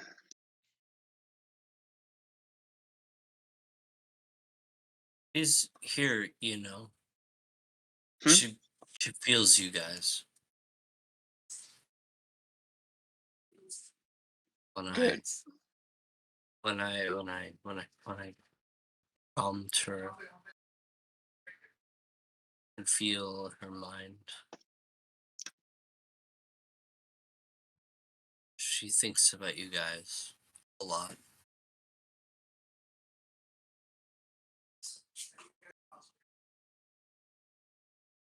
She feels like she's drowning.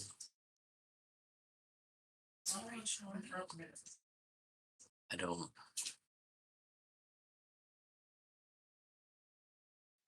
I don't know what I did to help,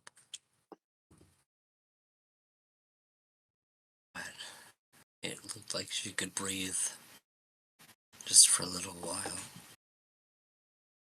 I can't say I understand what you did either, but a big part of this training is that I do believe with time you'll be able to control these powers a lot better. God knows I learned how. It's I wish it were the same with everybody, but I can at least once we get to that point explain to you and show you how it felt when I first started experiencing these weird powers. But just You oh, go ahead. you see Leila look towards Calduin. She says, Beckett says she believes in you. I know she does. Tobin's gonna give him a little elbow. Notice how she didn't tell us not to come like you frickin' martyr. I still think you guys are idiots for saving me. Well, idiots with one less trapped friend kind of like longingly look over at Beckett. Let's go train. A- Someone's in for a beating. Agreed. And we'll return to the courtyard. As you guys are returning to the courtyard, we return to Nate, who's found himself in a small patch of grass near the training grounds. As he sits and meditates, and as we find him reflecting on Beckett and the dark powers of Jeshima and the Everdark, as instead of fighting against these powers, he feels himself allowing them in, just feeling the dark elements around him, flooding him, suffocating him. What do we find Jonathan doing in this moment, letting these powers in? Jonathan just, taking what he saw with the dark storm, just dwelling all around him, trying to make sense of it all. He just, a wave of emotions going through him. First, a dread that consumes his mind. Then it goes to sadness. this crushing weight on his shoulders that he feels like he didn't do enough to help Beckett back at the battle with the Shadow Sprite. And then, as soon as the wave of sadness hits, anger resoluting within him, and he blames himself for everything that went wrong in Arist. The dozens of people that were killed or injured during that whole mess. And you can see that Yonatan flames. You can see the steam exuding from his body as just as Yonatan, of emotion. you watch as you think of all these deaths. You watch as little stones begin to rise out of the ground around you, but they're not just little stones. You see words etched upon them. Multiple tombstones begin to purge out of the ground all around you as you dwell on these negative thoughts within this dark storm. Continue, sorry. As you start to see, Yonatan sees himself looking at his hands. He can see the purple flames start to come up just as quickly, blue and then red, as he is just consumed with this tri-layer fire completely surrounding him. So since we're getting back into the courtyard, we can probably see this happening, right? Yeah, I think as you all are entering back, you see this fire roaring up all around. You probably won't see Yonatan there, but Yeah. you'll see the fire roaring up near the back, right side of So the training grounds. as I like near the stands. as I walk into the courtyard and see that, I'm gonna go, oh shit, shit, shit. I throw his bag off of his shoulder and run over to Yonatan and just cast and he's just gonna cast a cone of cold towards Yonatan, as well as trying to reach in with his and use his sword to not cut at Yonatan, but cut at the flames with ice creeping up the blade, just to do his best to subdue him before they engulf any of the surrounding area. You While he's watch going as Yonatan. you send this ice into this flurry of colored fire as the snow and frost seeping from your blade and your spell wisps into this fury of fire, and it begins to grow even greater.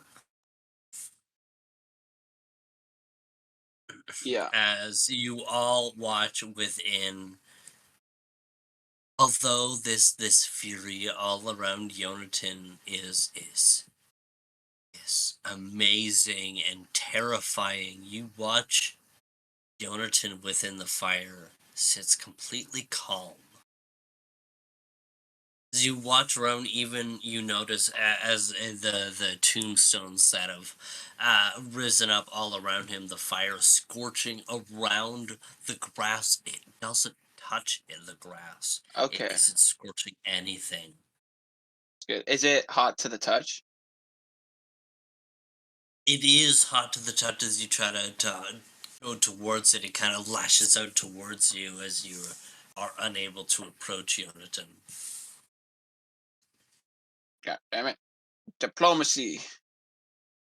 What do we find Yonatan within as his fire roars up around him?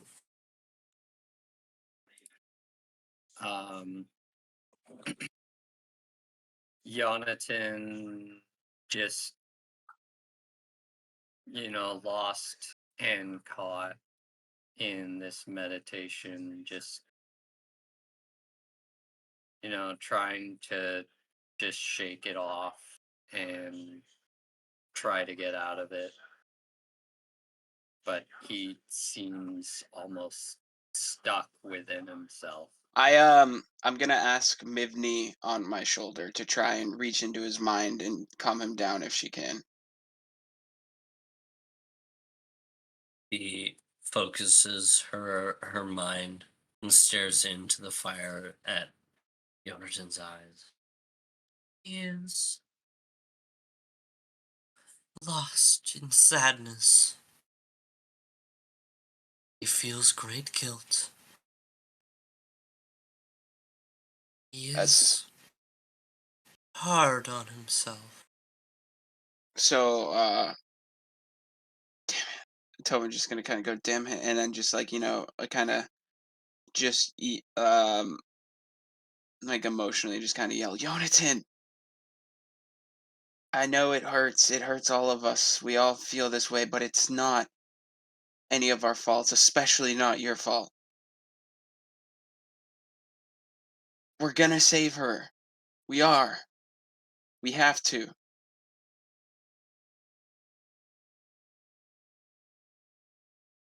You need to wake up. As Tobin screams these words into this flurry of fire, Jonathan, you hear them through a faded screen, almost like a dream that's distant and far, but on the tip of your tongue.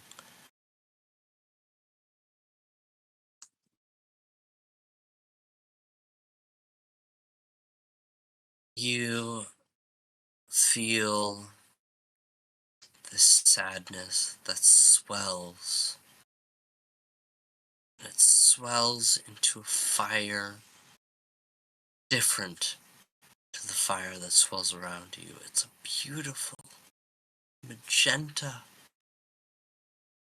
As it flurries up into this fire, it engulfs all the other colors. And the love that is the bond of friendship that you've created with your friends. As Tobin's words,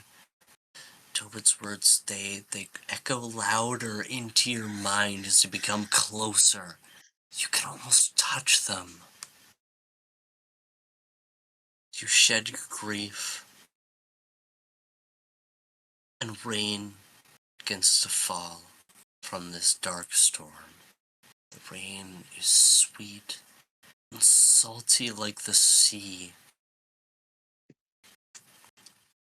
As you look all around you, these tombstones, they begin to morph and change into clusters of mushrooms as they release spores that are swept up into the flurry as the fire fades.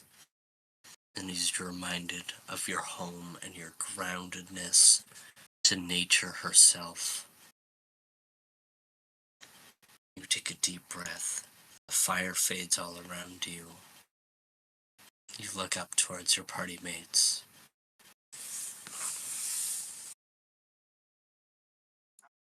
Oh, hey. When did you get here?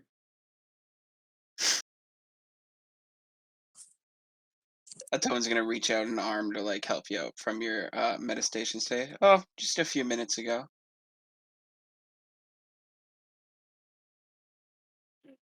Thanks. As Jonathan takes Tobin's Yeah, arm. he'll pull you up, and as he does, he's gonna pull Jonathan into a hug and just kind of whisper to him, it's not your fault. And he says it a couple times, like he's talking to you and himself, and like just the Adainul themselves. We did everything we can, and we'll get her back. You can't dwell on these feelings. It puts your mind, your soul, and your body in danger. We'll get her back, we will.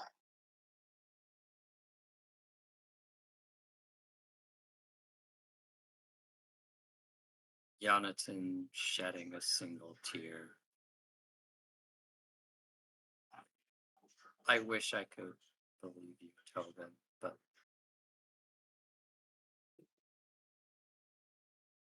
how the fuck are we like, Paylor's tear is the only chance we have, and like, how the fuck are we going to get it? It's fucking impossible. Well, the only way we're going to do it is if we're stronger than we are now. So we're going to train, we're going to plan, and we're going to get that damn tear. Because it's the only option. Letting Beckett suffer any longer than she has to isn't an option. We've I faced the agree. impossible before. We can do it again. Mm-hmm.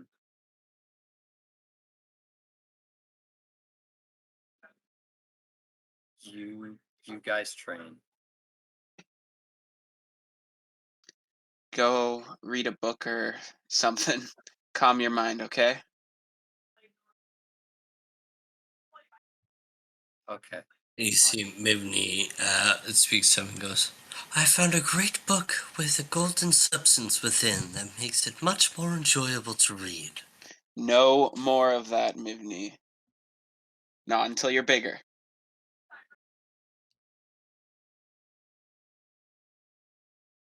If you insist. I'm just I I can't. I can't train with you guys. Not now. That's fine. Go calm yourself. I don't think you understand.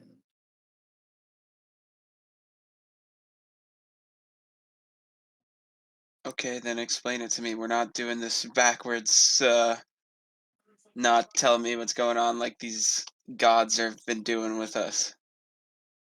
Mm. Um, I have to go. I have to go away from here. You want to follow the spores, don't you? Rend me like a goddamn bug. Uh, as much as it's your journey, it's not something you have to do on your own. And at this point, all of our destinies are intertwined like vines growing on these old cobbled walls.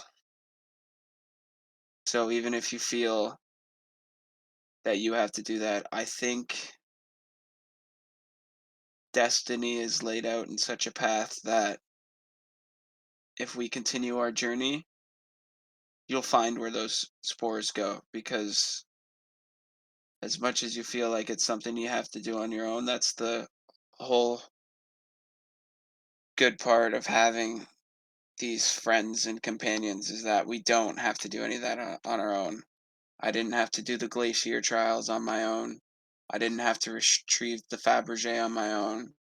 And you don't have to follow those spores on your own. You didn't have to go to the temple alone.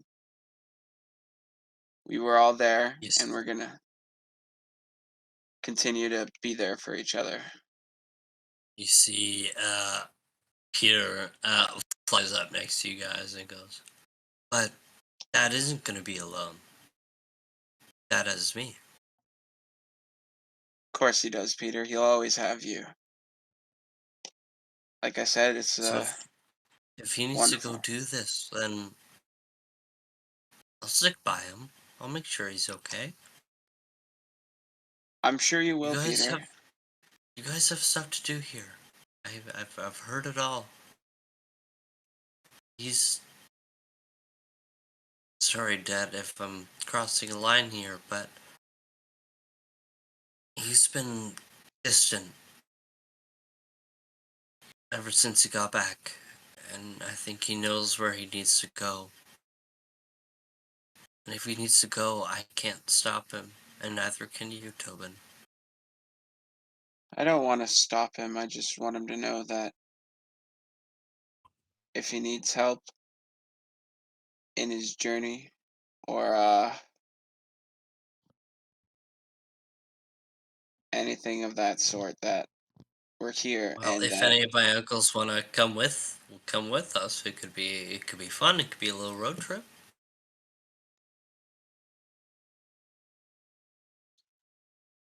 we'll um where what do you mean you think you know where to go though? Do you have some sort of lead that you haven't told us about on the scores? I marked a rough area where the spores might be leading on, but other than that, I don't really have anything specific. Where's that? Want to help me out here? Well, you got it. Where is it? Um, so, if I remember correctly, spores were taking me over in like a northwesternly direction, Northeasternly direction. northeasternly. Is that like towards Palos? Near to that direction. Yeah, just So I think you would probably I think Yonatan, if you want me to help you out, I think Yonatan would probably think going home would be the Yeah. best option to start him on his quest, is to go back to his home village, which is near Black Mirror, which is why you've been kind of distant thinking about this mission, because you're as close to your home as you'd probably ever been. uh yeah, so So that's probably where you'd want to start your hunt. Well, until we have a plan for the tier anyways, all we can do is wait for that party. So your home's only a few days journey from here, I would think. So I yeah, don't see why not. yeah, I'll probably start at my home village and see where it leads me from there. Well, for now it's at least a good spot. Let's start, even if it ends up leading you further. Uh we at least need to know that much, especially I don't think we're gonna get a better chance than when we're pretty much in the closest relevant destination we have. Mhm.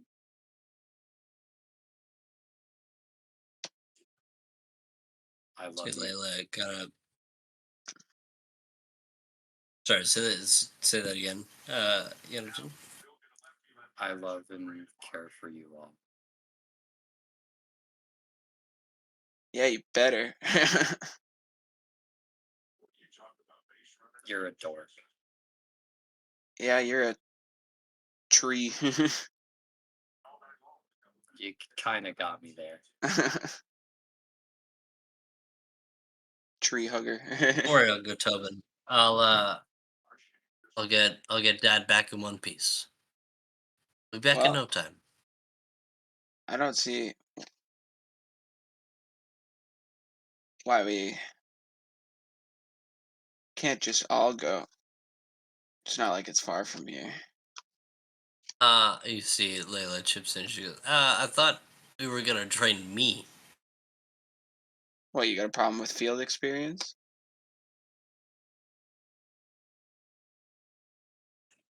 What do you think, Caldoin?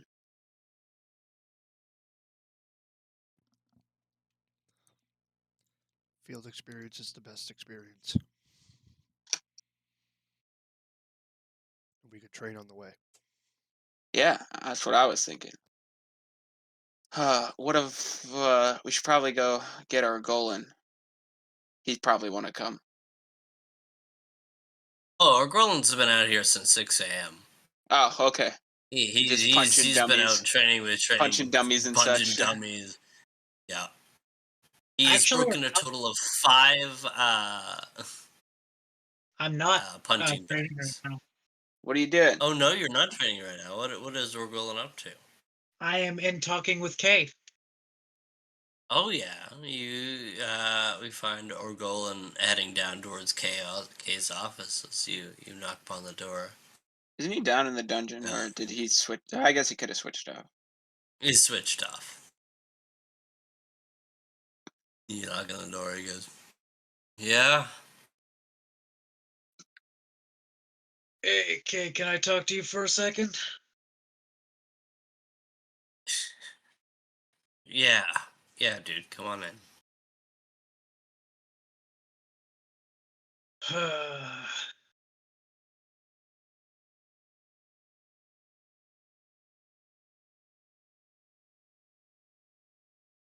I don't really know how to ask this, but You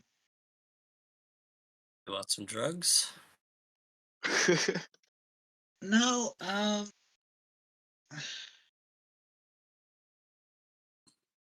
can you teach me how to be more diplomatic? And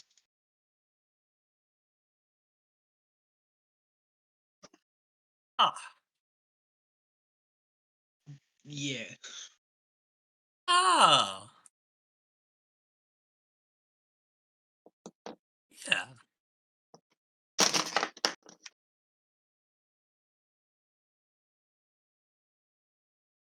I So who you thinking of wooing? Like, are we talking politicians? Are we talking? well, as I am the ruler of my people now, I would appreciate it if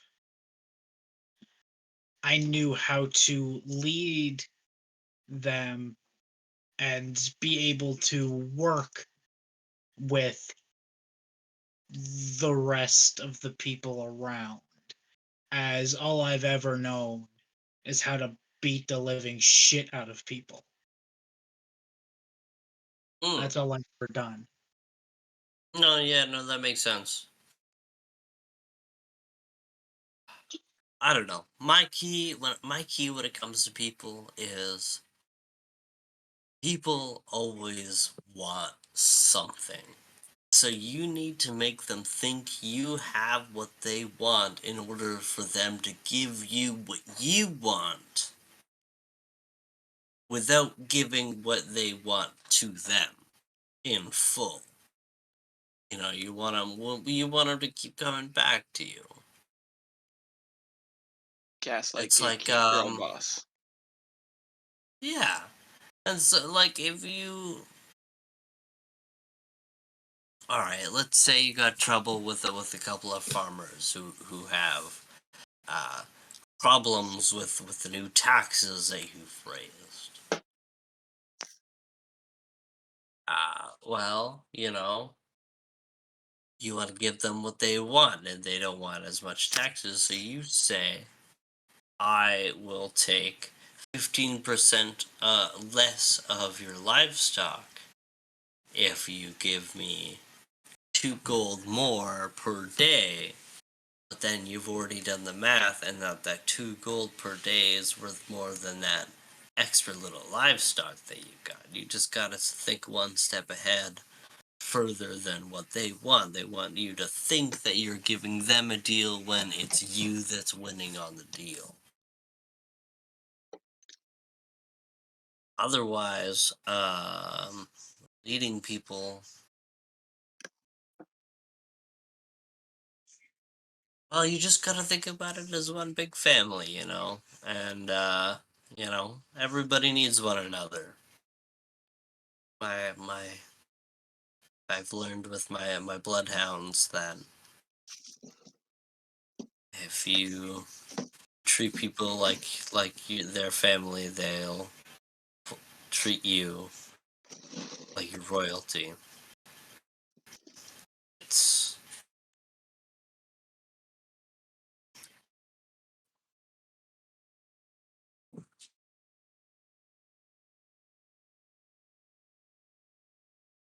all right. Tell you this: you come to me during your time here, and we'll have little meetings between each other, and I'll train you to be more diplomatic. I would greatly appreciate that.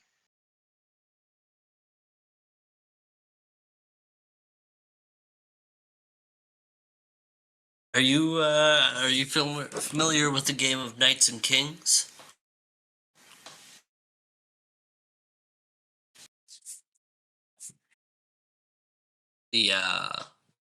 The game of Knights and Kings is the game that you played with Angor.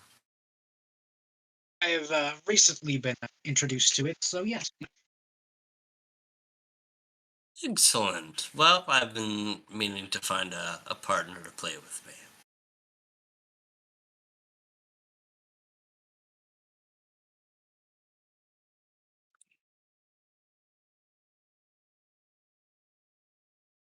As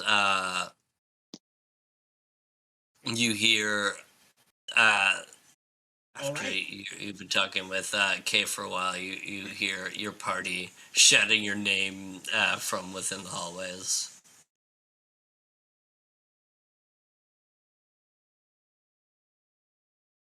I excuse myself for a second and peek my head out of the door. What the fuck do you guys want? We've got a bit of an errand to run. Do you want to come?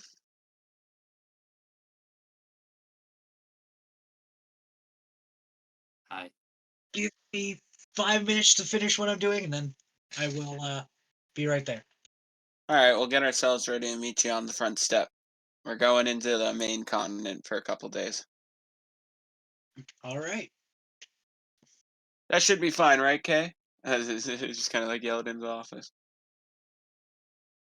You're leaving already? Just a brief excursion, follow some spores and whatnot. What should I tell Alistair when he wakes up? I'm sure he's got some sort of spell to get him to us. Or We we'll just bring the whole. Yeah, we can bring the whole. You know what? Fair enough.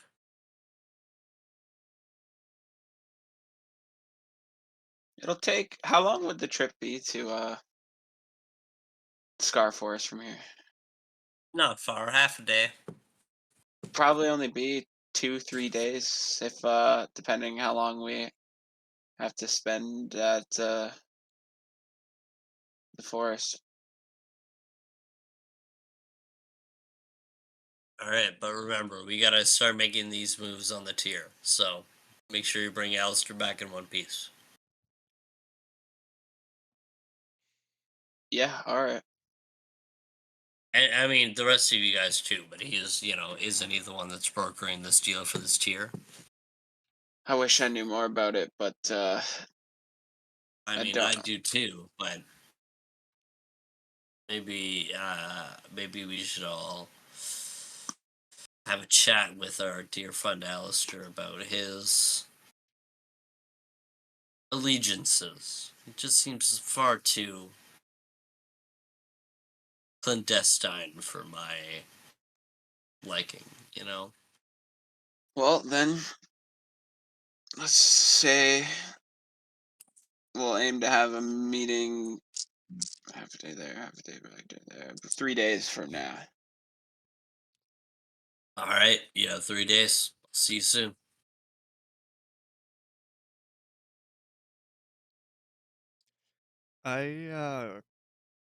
I go look for Milo again.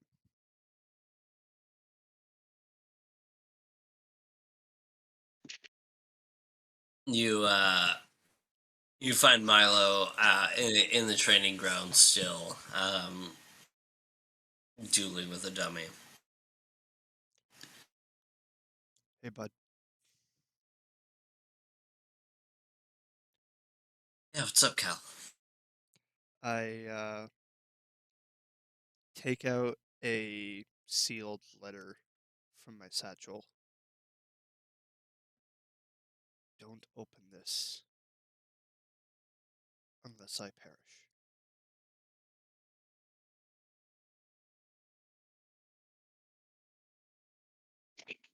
Okay.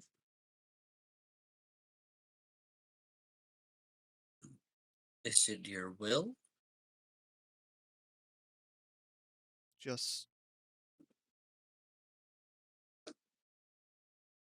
some words in case I can't say them with what's happening.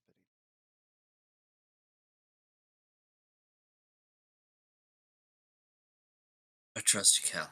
I'll protect it with my life. I know you will.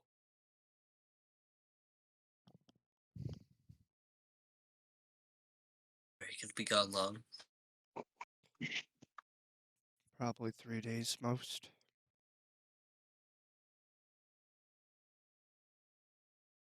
I'm gonna miss you. I miss you too, bud.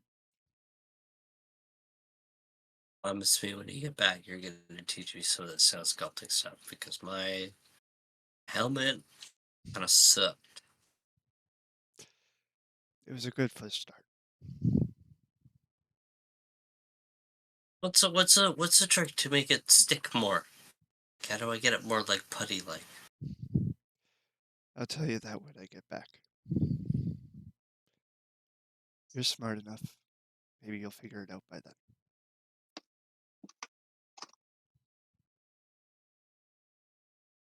Try my best. I know you will. All right, Cal, be safe. You too, bud.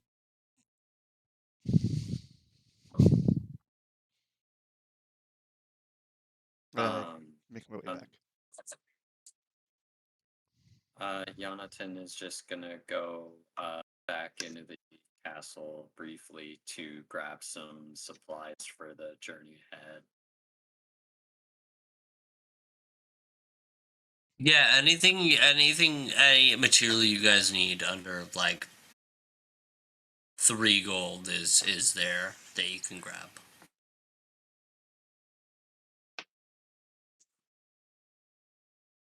Yeah, I'm just gonna grab. So what are you looking for? I'm just gonna grab an assortment of uh, vegetables, fruit, grain, and a couple of flasks. Fair enough. Empty bottles.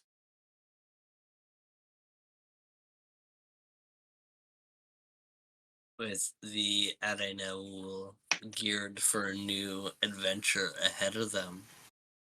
We'll find out next week what the fuck to get up to.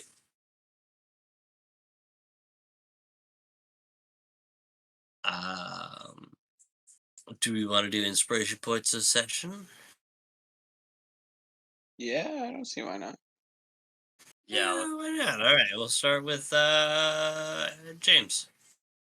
I want to give it to Liam. He did a really good job with doing knees on the spot and just playing Calduin as well.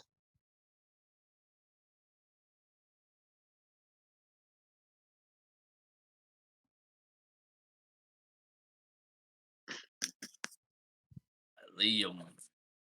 I'm gonna give it to our golem for taking the initiative to learn how to be more diplomatic and stepping up to his role. Yeah. All right, Owen. Um,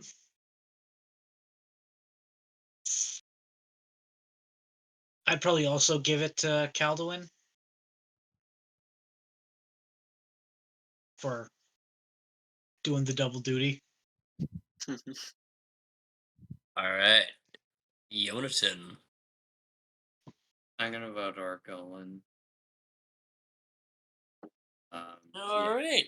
A good role play moment this episode, and he's been improving a lot on his role play, so I gotta commend him on that one.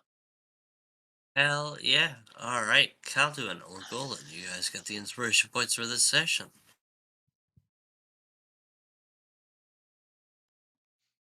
That was a lot of fun. I love these downtime episodes. These are a lot of fun for me. I do actually really look forward to these. And this one was a banger.